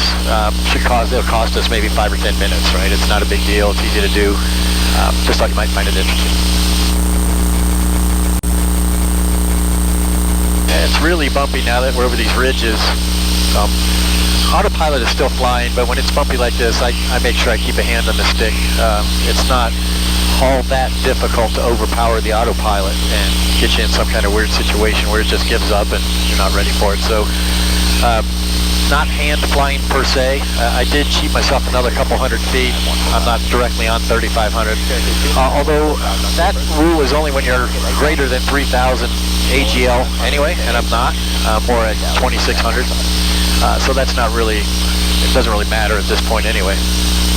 As far as the altitude, I've got some latitude if I need a couple hundred feet here or there. But when it's choppy like this, and it's going to be over these ridges, when it's super, super choppy. I mean, I had one just a few minutes ago where it dropped under me, you know, a downdraft, such that I flew up against the shoulder straps and banged my head against the canopy. So the autopilot, I don't really trust it to be able to manage that. And of course, it's not a huge burden for me to keep my hand on the stick. If I was hand flying, I'd be doing it for 6 or 7 hours. But it is choppy and uncomfortable. It's not hot per se. 66 degrees outside, and I reached over and opened the other vent, so I'm getting quite a bit of air. So it's not hot. The sun, of course, I'm in the greenhouse. It's baking the back of my neck. But I'm not uncomfortable other than the bumpiness. And that's just part of flying. You hope to get used to it. And someday, maybe I will. Now here's something Dynan didn't think about. So I've scrolled, you use this knob here, moving it up and down to scroll your little cursor around so you can check things like altitude. Then you push it straight in to return it to the airplane. But the air is so bumpy, every time I try to push it in, it bumps my hand up or down and just moves this little cursor instead of taking it back to the airplane. I would really prefer that it be a separate button that doesn't have that moving component that, I mean, I'm pushing this there, I got it the first time that time. But right when I push it, if it moves me up or down, instead of going back to the airplane, it just moves it. That really seems like it should be there should be a safer or more reliable way of doing that, because, I mean, it's bumpy. I can't guarantee I'm going to be able to push that daggone button. A tiny thing, but probably the kind of thing nobody really thought about in a laboratory.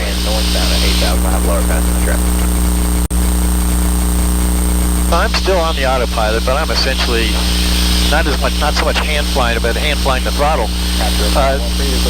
The ups and downdrafts are so severe that I'm in a big updraft now, so I mean, slow plane is slowing down. I'm going to need to give it some throttle, and then I hit these big sinkholes where you know, putting the nose down to hold the altitude, and I'm getting up way too hot on not the airspeed so much as the RPMs on the engine. It's a fixed pitch prop, and when you unload it like that, it can go over red line. So I'm having to manage, basically, I've got my left hand on the stick in case the autopilot can't handle something important, and I've got my right hand on the throttle because I have to manage, I'm constantly managing the RPM at this point. Smoothed out a bit, so, you know, this is a chance. I'm going to take a chance to go ahead and reach over and turn off the camera. I'm kind of in a flat area now. I'm just getting ready to make our turn back to the east to head back to the airport. And we're pretty much along the range of the range now, and we'll be on the other side in just a few minutes, and I'll cut back around behind it and get into the airport. And wait for a nice smooth spot here. Okay, here we go. Oop, not too soon. Altitude. And we're about 12 miles away from Williamsburg, and I was able to pick up, not well because of all the hills blocking the line of sight of the radio. You know, radio waves can't go through a mountain. But I was able to get the winds, and they're favoring runway 20, so that we're well positioned for that. We're coming pretty much right up against the runway. We could probably do a straight into 2, but the winds are favoring 20. But that'll make it real easy to sidestep into a left downwind for runway 20. We'll be doing that in about 5 minutes. Not quite that. A little longer now, probably more like 10 minutes. Alright, we've just started our final descent into Williamsburg, Kentucky. My tray table's in a full upright position and all that stuff.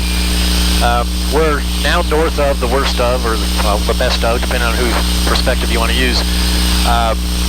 What passes for western piece of the Smoky Mountains. Still a little choppy. It's going to be a little choppy, but at this point it's basically just, you know, I'm down in the hot air, and it is hot. It's 67 degrees outside, but I'm sweating, and I think that's mostly just because of the greenhouse aspect of this thing. But it's more like the kind of flying I'm used to. It's always a little bit choppy in the summer. So we're in our descent. The autopilot's taking us down to 2,200 feet, which is the pattern altitude. We're going to cross over. We want to be a left downwind runway 20. The wind's out of the south, even though I've been enjoying something of a tailwind at altitude because, you know, wind shifts around as you get lower. So I'm going to angle us. I'm still flying with the track. I'm still flying with the autopilot. I'm going to track us on over to get into a left downwind for runway 20. We got 2.5 minutes, two or 3/4 minutes until we're there. And we'll just, you know, it's just going to be a normal landing, hopefully. Still very impressed with the scenery down here. Very nice rolling hills, wooded hills. This would be a great place to live. Not necessarily a great place to land. But going to be on the ground for quite a bit here. Still trying to figure out what's going on up in Ohio. a lot of the promised VFR has not yet transpired. And I'm going to spend some time on the ground figuring out what's going on. The destination is VFR, but a lot of the places down along the river are low ceilings, overcast. And I don't know if that's a type of ground fog that I could just go over. I have no idea where the tops are. You know, is that 700 foot overcast up to 25,000? I've got no way of knowing. So I need to find that out. And if I just can go over the top of that stuff, that'd be just fine. It's clear in Columbus, and I won't have any problem getting back down through. Well, they're overcast 8,000, so I mean, I wouldn't go that high up. So the potential at the river is that it's, you know, 400 feet to 8,000. That's not going to do me any good. That's basically a big fat wall. And no idea what to do about that other than try to wait it out a little bit and see if it lifts. I can get there now, but some of the legs would be marginal VFR. I've flown marginal VFR from Bolton to Urbana for breakfast. It's 18 miles or so. I'm not going to do it all the way up the length of Ohio. So I need to spend some time on the ground figuring out what's going on. So I got the airport side off my left shoulder. It's about my 10 o'clock. It's more about 10:30. And we're down to pattern altitude, and I'm going to have to get busy on the radio here, so stop talking to you guys.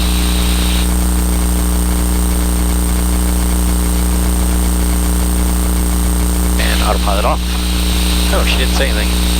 Mad at me, I suppose. I'm tired. I ain't nothing but tired.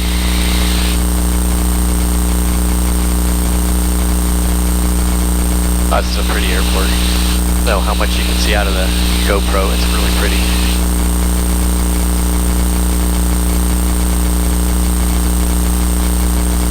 I'm going to stay kind of tight in in case something happens and I got to glide. I want to be close to the runway because it's the only clear earth around here. I can stay fairly tight in. I've got a direct tailwind right now, so I'm not going to have a whole lot of trouble making the base leg. I'm not going to pick up a tailwind on the base leg and overshoot it or anything like that. It should work out okay.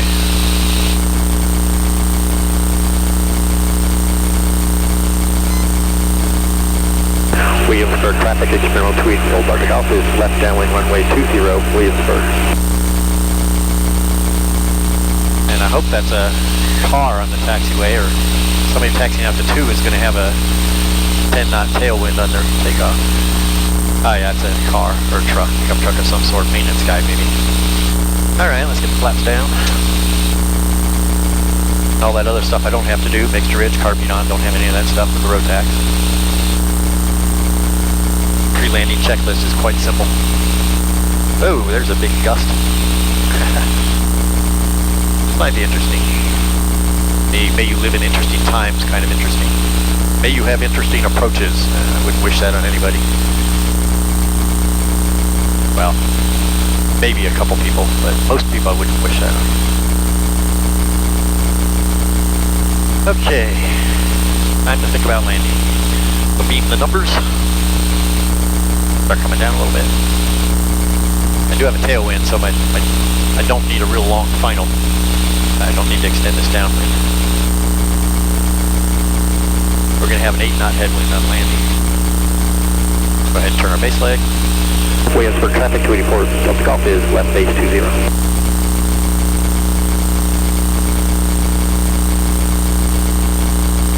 Nobody here. So I guess while it is, what, Wednesday? I guess everybody's at work. We can't all be retired. Somebody has to drive the buses and program the computers.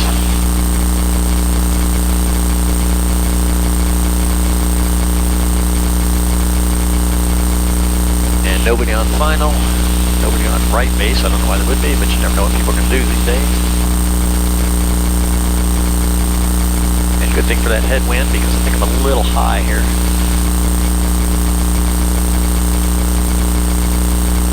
Now the headwind, yeah, I do have it. It's not slowing me down much.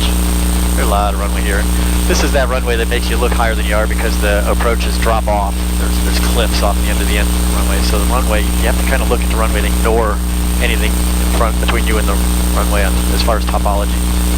Yeah, this is going to work out just fine. It was an illusion. Last time I came in here, I had a race to the bathroom. Today I'm doing just fine. Dip there. Oh, that wasn't bad. Ooh. Little surge there. Yeah, it's crosswind at this point.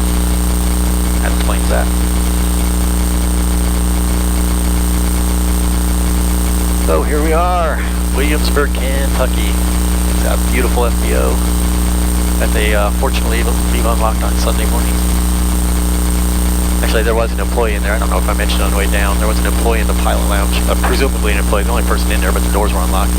Curled up in a recliner chair under blankets, sound asleep. He never even knew I was there. But it's spending time chatting with him. Alright, well this is just the taxi in at this point. As I mentioned before, if I forget to turn off the GoPro before I turn off the airplane, it totally destroys the last file and you will have missed all my interesting conversation as we were landing. So, talk again. Like I said, I'm going to be here a while trying to figure out what I can do about Ohio. This is one of my favorite things. Guy that left his airplane to go to the bathroom and is blocking the, well, whatever he went inside for, left his plane sitting there.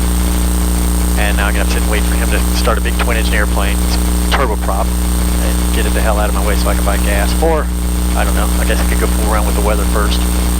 Let's see what he does. But, you know, I just had this situation in Georgia. I pumped my gas, and I moved my airplane, and then I went into the FBO. I don't know what he's getting ready to do. If he's getting ready to just now start filling it, I might as well take a break because he's going to take a couple 100 gallons of gas. All right, he's just getting ready to fill it. So he went to the bathroom first, and you know, I can't complain because I did the same thing. Although when I needed to go to the bathroom, I parked out here. I didn't block the fuel. But we'll do that later. I'm going to park now and just get the hell out of the airplane. I'll taxi over to get gas a little bit later. All right, well, we're fueled up. And as you may or may not be able to see, that airplane is still sitting there. Turns out he wasn't using the bathroom, he's in there sound asleep. And airport manager came out and said, you know, that hose is long enough to reach if you scoot you right up and next to it, and I'll guide you around it so you don't run into it and all that. So he came out and helped me fuel it up, so we're ready to go. And by ready, I mean ready to figure out how to get there. Looking at Ohio, there's one airport, Wilmington, which I actually don't really go over, that's still reporting IFR. And that gives me pause. So, having looked at Ohio, it looks like I can just skirt a little bit, even probably, well actually there's two of them showing up, there's one there and one there. But from where I'm sitting, I think I can go here to Sporty's on, let's see, I want to get a direct 2 on that. Direct 2. And Sporty's is reporting DFR, as is Cincinnati, as is HAO. So there's two very good places, and there's another one right there. Three good places I can land if I need to. And that puts me in the awkward situation of having Wilmington between me and Columbus. So I'm not sure I want to do that. So I'm going to go ahead and take that back out. I can figure, actually, I'll just do another direct 2. It looks like if I go up here to Ross County, it looks green all the way. So why don't we do Ross County instead? Oops, missed it. We'll do Ross County. What the hell are you doing?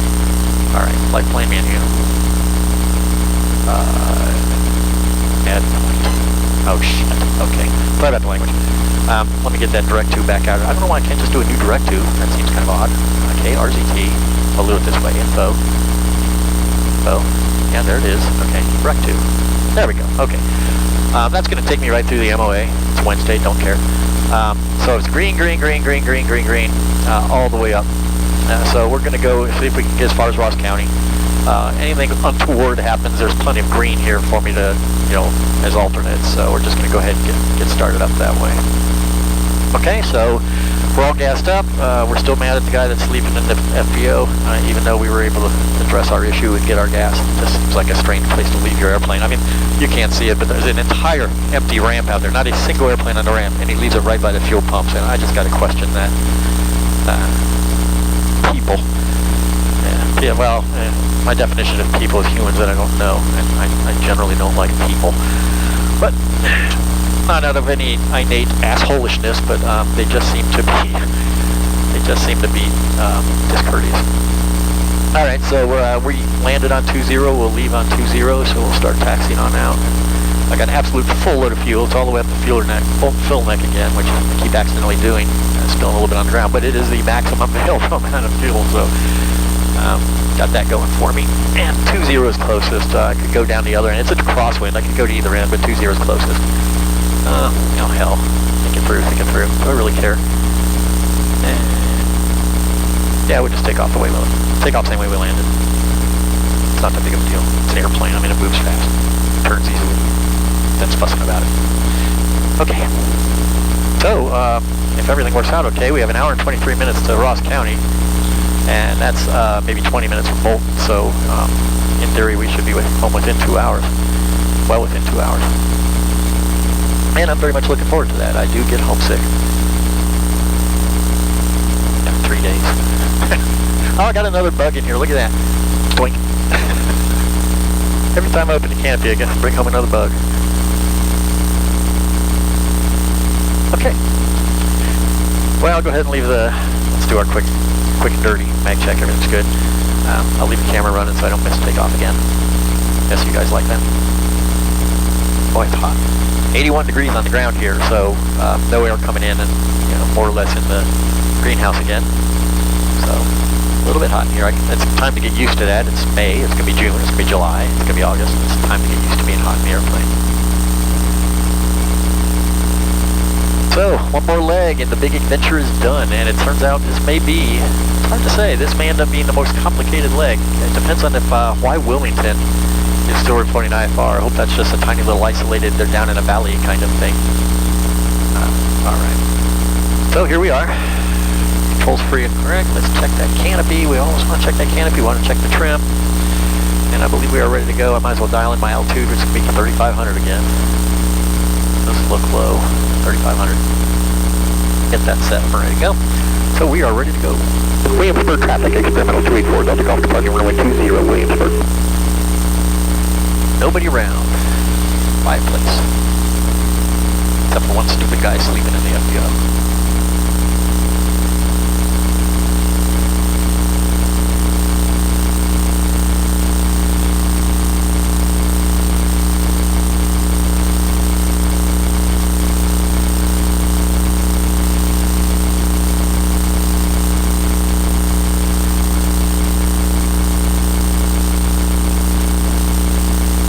Perfect crosswind takeoff. Textbook. Sell that footage as far as. And now the spar light is green again. That stupid thing. I'd like to meet the guy that designed that and ask him what the hell he was thinking. Actually, he doesn't work for Vans anymore. I don't think that's why. I think he went on to probably bigger opportunities, because I have to be fair, this is a very well-designed airplane for the most part. And the parts about it I don't like are, I think we're done in the interest of economy, because people, when they heard about the LSAs, thought they were going to be cheap, and I don't know why anybody would think that. And they're not, so I think they were trying to keep the cost down to where, well, I have $70,000 and I can get a 100-knot airplane or a 160-knot airplane. What am I going to do? What am I going to do? It's an obvious choice. In general, I think it's a very well-designed airplane, but I think there's areas where it was over-engineered, such as these ridiculous magnetic pins, and under-engineered, such as the canopy latch and things of that nature. But I suspect that's true of any airplane. Every airplane is a compromise in design, and Vans, I think, their compromises tend to be to provide the kind of airplane I like to fly. So, maybe I saved a few $100 with some of the design decisions they made. I don't know, but some of them are harder to live with than others. And like I said, I can just short those wires out if I want to and just make that whole problem go away. I probably won't. It's relatively rare that this happens, but what are you going to do? All right, so we're in our climb. We're going to kind of skirt around any bad weather we see. We're going to stay under the clouds, and we're going to be home in 2 hours. Maybe. Oh, here we are cruising altitude, lofty 3,500 feet, bumping around. It's cooled off a little bit, of course. We've got a lot more air coming through, and we lost about 10 degrees on the outside air temperature, so a little cooler. Not nearly as bumpy as we were a little further south. Oops. Still got to pay attention to the throttle because of the up and down drafts. So cruising right along, flying over a major highway. Don't know what it is. Might be I-75 for all I know. And hour and 24 minutes until we find out if we'll be able, well, we'll find out sooner. Hour and 24 minutes nominally arriving at Ross County.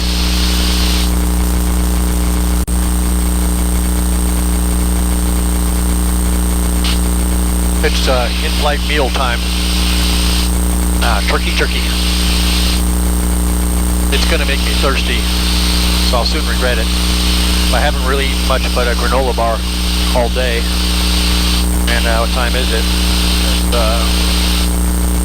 20 after 2, but I left at 20 after 1 because they were in Central Time. I think I had granola bar about 5:30 in the morning. No, I had Big Newtons. I had about four or five Big Newtons about 5:30 in the morning. So, hungry enough that despite the fact that it's going to make me really thirsty, I'm eating some Jack Link's turkey jerky. Thanks, Jan.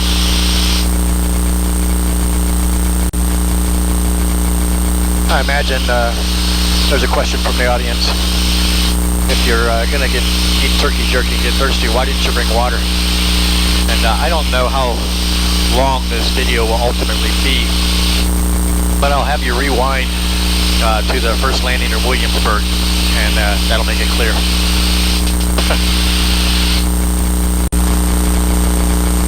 So we're in Ohio now, and lower, and it's still hilly, and it's still bumpy, and it's still hot. But we've got 38 minutes to go to Bolton, so I can put up with this for another 38 minutes, certainly. Almost there. Feeling pretty good about it.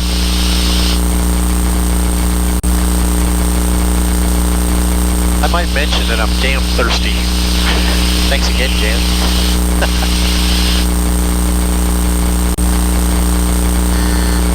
ADSB is traffic, and it's me. I gotta figure out how to fix that. It reminds me of like a dog the first time it sees itself in the mirror, it barks at itself. Traffic, it's me.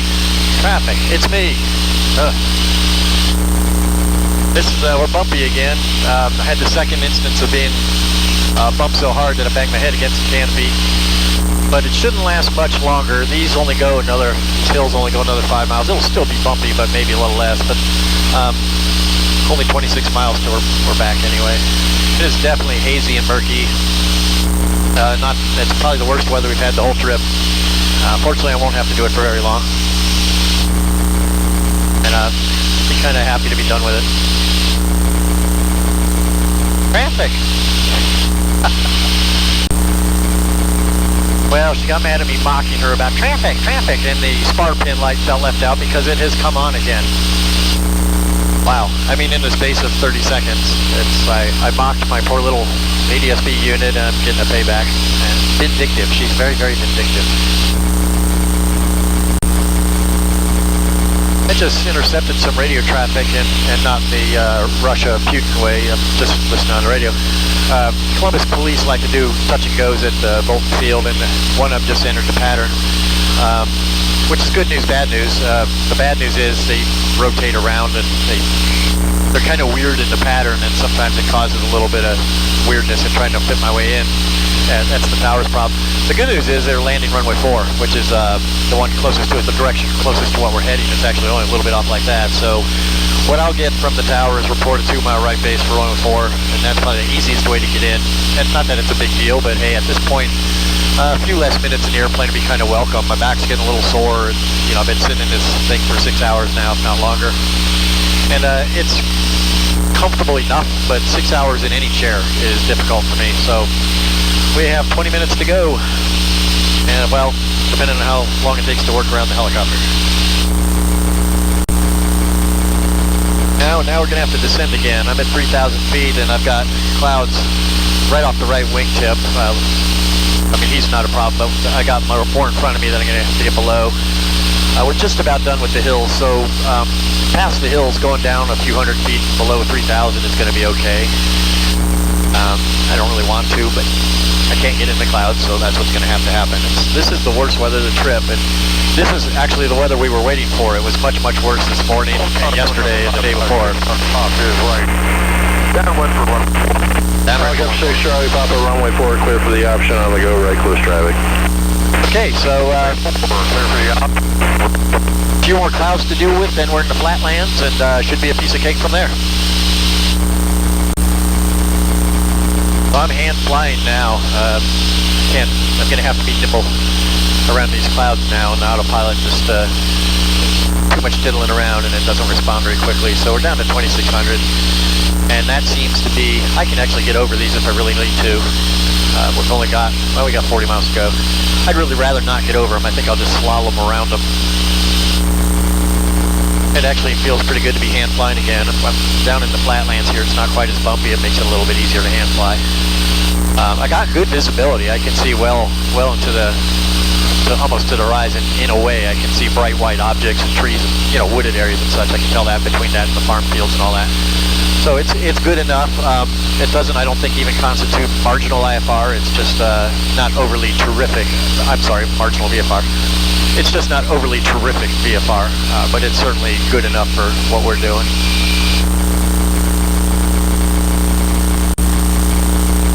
I said I don't want to use the autopilot, but I kind of am in a way.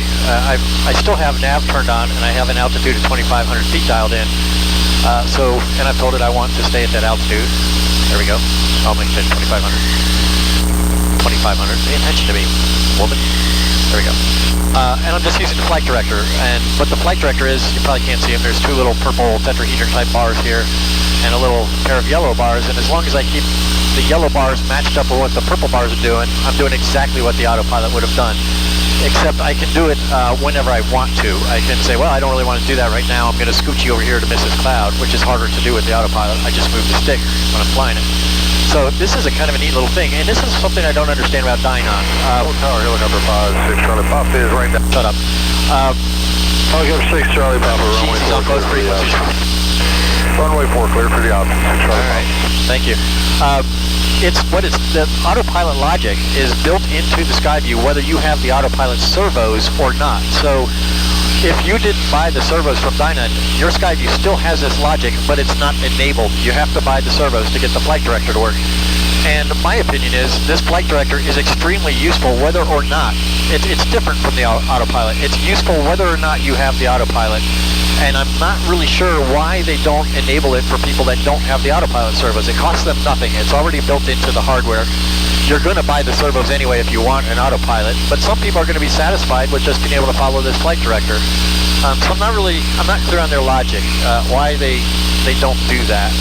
But so for what I'm doing right now, it's really neat. I just follow these blue bars, keep the little, or purple bars, keep the little yellow bars lined up with it, keeps me on course, keeps me on my selected altitude. Pretty nifty stuff. I want to be fair about this. I'm sure Dynon has given this some thought, and they have a reason to do it. I have absolutely no beef with Dynon. They are the polar opposite of vans when it comes to customer service, and actually Garmin as well. I have had nothing but productive and pleasant interactions with Dynon support staff. It's a wonderful little company. They're starting to move these things into certified airplanes, and I'm not sure how I feel about that. The bigger they get, the more difficult it's going to be for them to provide the kind of customer service they provide now. I hope they're capable of it. I recommend them very, very highly. Anybody that asks me, or anytime I can fit it in without being asked. With the RV12 now, you have a choice, the Garmin or the Dynon, and people sometimes ask, well, why did you choose the Dynon over the Garmin? And I have had nothing but negative experiences with Garmin, and I have had nothing but positive experiences with Dynon. An example of Dynon is the map updates. Every 28 days you get new map updates. Most avionics companies charge for that. I've already paid for that data. The FAA has that data. What those companies are doing are simply packaging it into a different proprietary format that their system can read. Dynon's view is, hey, you already paid for this. We didn't pay for it. All we're doing is an automated massaging of it to put it in a format that our system can read. Why would we charge you for that? Now, Garmin's answer is because we can. Dynon's answer is, why would we? We appreciate your business. This costs us nothing. To me, it's actually a big benefit. If I was paying for map updates for every 28 days, I probably would not do map updates every 28 days unless I was flying IFR, which I'm not. So I don't understand why they wouldn't go ahead and throw the flight director to anybody that wanted it, but I'm not criticizing. I'm sure they have a good reason. Because if there was no cost to them to do so, I'm pretty sure they would. I've always been very, very, very impressed with them. It's cleared up nicely. Once I got out of that brief little area of very low clouds, it's cleared up really nice now. Well, I mean, relative to what we had, this is quite usable. We have 11 miles to go. I'm going to call the tower at 8 miles. He's going to ask me to report a 2-mile right base for runway 4, and he'll work me around that helicopter. And we'll be there. I can actually see the airport, which is always nice.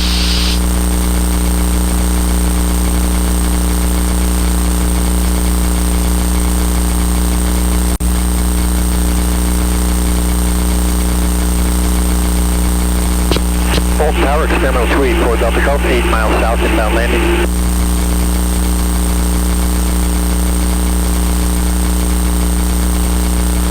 Four Delta Golf on Tower, port a 2-mile final, runway 4, wind is calm, altimeter is 29 or 7. Report 2-mile final, runway 4, 4 Delta Golf. Well, that was interesting. That's never happened before. So let's scoochie ourselves over so we're on a final. Which, oh, there's that bug. Get off of me. Which is actually easier now because of the new 5-mile line that Dynan put in version 15. I just got to line up with that green line and we'll be on final. So that's pretty neat. Now, the problem with this is I tend to get engrossed in managing the glide slope and all that and forget that 2-mile report, and that's critically important because he's got a helicopter he needs to deal with. So he needs to know I'm 2 miles so he can get everything all straightened out for me. So I got to remember to do that. I write myself a note, report 2 miles. Actually, I report 2.5 on GPS distance because the GPS is measured to the middle of a 1-mile runway. So I don't know if he wants me to report 2 miles from the middle of the runway or 2 miles from the end of the runway. So I just kind of split the difference and call it a 2.5 or 2.3. I'll go ahead and call him 2-mile final. I probably overthink this kind of thing. But aviation is the place to actually overthink things at times. Really don't want to be too complacent with it, or at all complacent with it, really. All right, got to remember to slow the airplane down.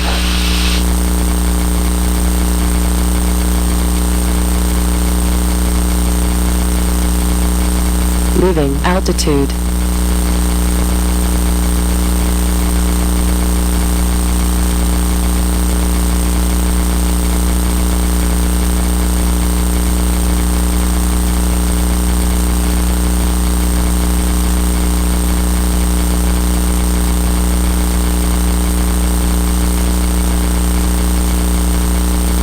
There's that helicopter. Okay, the helicopter's off the departure end, still climbing. So he's got the full pattern to fly yet. So he's still closer than me. 4 Delta Golf, what's your position now? 4.4. Roger. He's trying to do the math too. So he's got the helicopter turning downwind. Can he get him in front of me or not? He may extend his downwind. He may put him in front of me. I don't know what a touch and go looks like in a helicopter. Charlie Poppy, keep it in tight, be inside of experimental 4.4 miles out. Now we know. Copy, experimental 4.4 miles out. We're right midfield for 4. All right, we'll get it in. Charlie Papa, runway 4, clear for the option. Now he probably doesn't come too far out on the downwind. He doesn't need an extended base leg. Following helicopter, right downwind midfield, just to beam the tower. 4 Delta Golf looking, it's kind of hazy.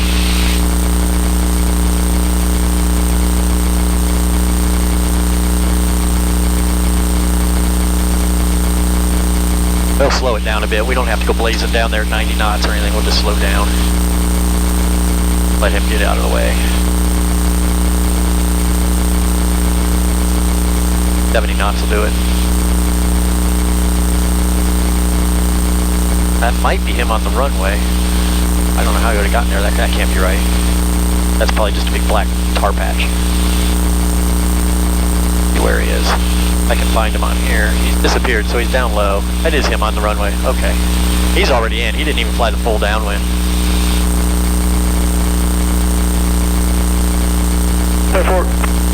Number 4 Delta Golf, we got you to the side, runway 4, clear to land. Clear to land 4, clear to land, runway 4, 4 Delta Golf. There we go. I was just getting ready to make that 2-mile call. All right, the final stretch.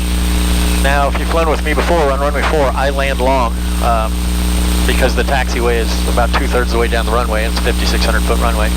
So I land a little bit long. I land at that 4th set of the 2. You know, there's the solid stripes at the end, and the 4, and then the 2 solid, and then the 2-4. I land right around those 2 4s. You know, the pairs of 2. That saves me some taxi time. And that's not just that I don't want to taxi, but there's somebody else, you know, waiting for the runway. So I'm poking down the runway at taxi speed, trying to get to the taxiway. I might as well just go down there at basically flying speed and get out of their way more quickly. But this is just to keep the commenters from saying, man, you're lousy at landing on the numbers.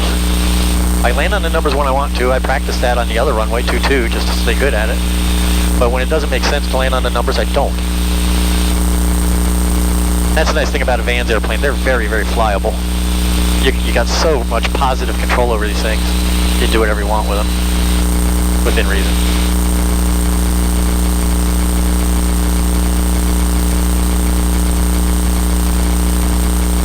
Now we'll go down to where we can make our turn on Alpha 3. Tower 6 Charlie Pop is right downwind for runway 4. Have the other aircraft in sight. I have 6 Charlie Papa, runway 4 clear for the option. Runway 4 clear for the option. Alright, we'll make Alpha 3 easily. November 4 Delta Golf, turn left Alpha 3, taxi straight ahead Alpha 3 to the ramp, monitor ground 121.8. Left Alpha 3, straight to ground, straight to ramp, monitor ground 0.84 Delta Golf. Sorry, a little busy there, Buddha. I'm flying here. Bub. I'm flying the airplane, Bub. Ooh, we got some guests. Yeah, we got helicopters. We got helicopters everywhere today. Alright, monitor the ground. Got some Black Hawks here. How cool is that? Very. Just if you need a kind of a spoiler. It's very cool. Oh, I'm tired. We got a medevac. One of those is a medevac, got the big red cross on it. And the other one, not so sure. Alright, we're out of the ground control zone. I don't have to care about the ground controller anymore. He doesn't have much of a job. Same guy, but he's only got me for about 50 feet. They must have had some kind of maintenance issue. But they're working on it. Helicopters are always broken.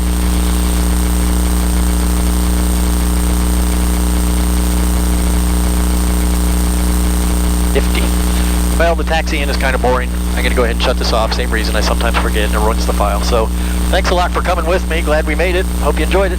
Bye-bye.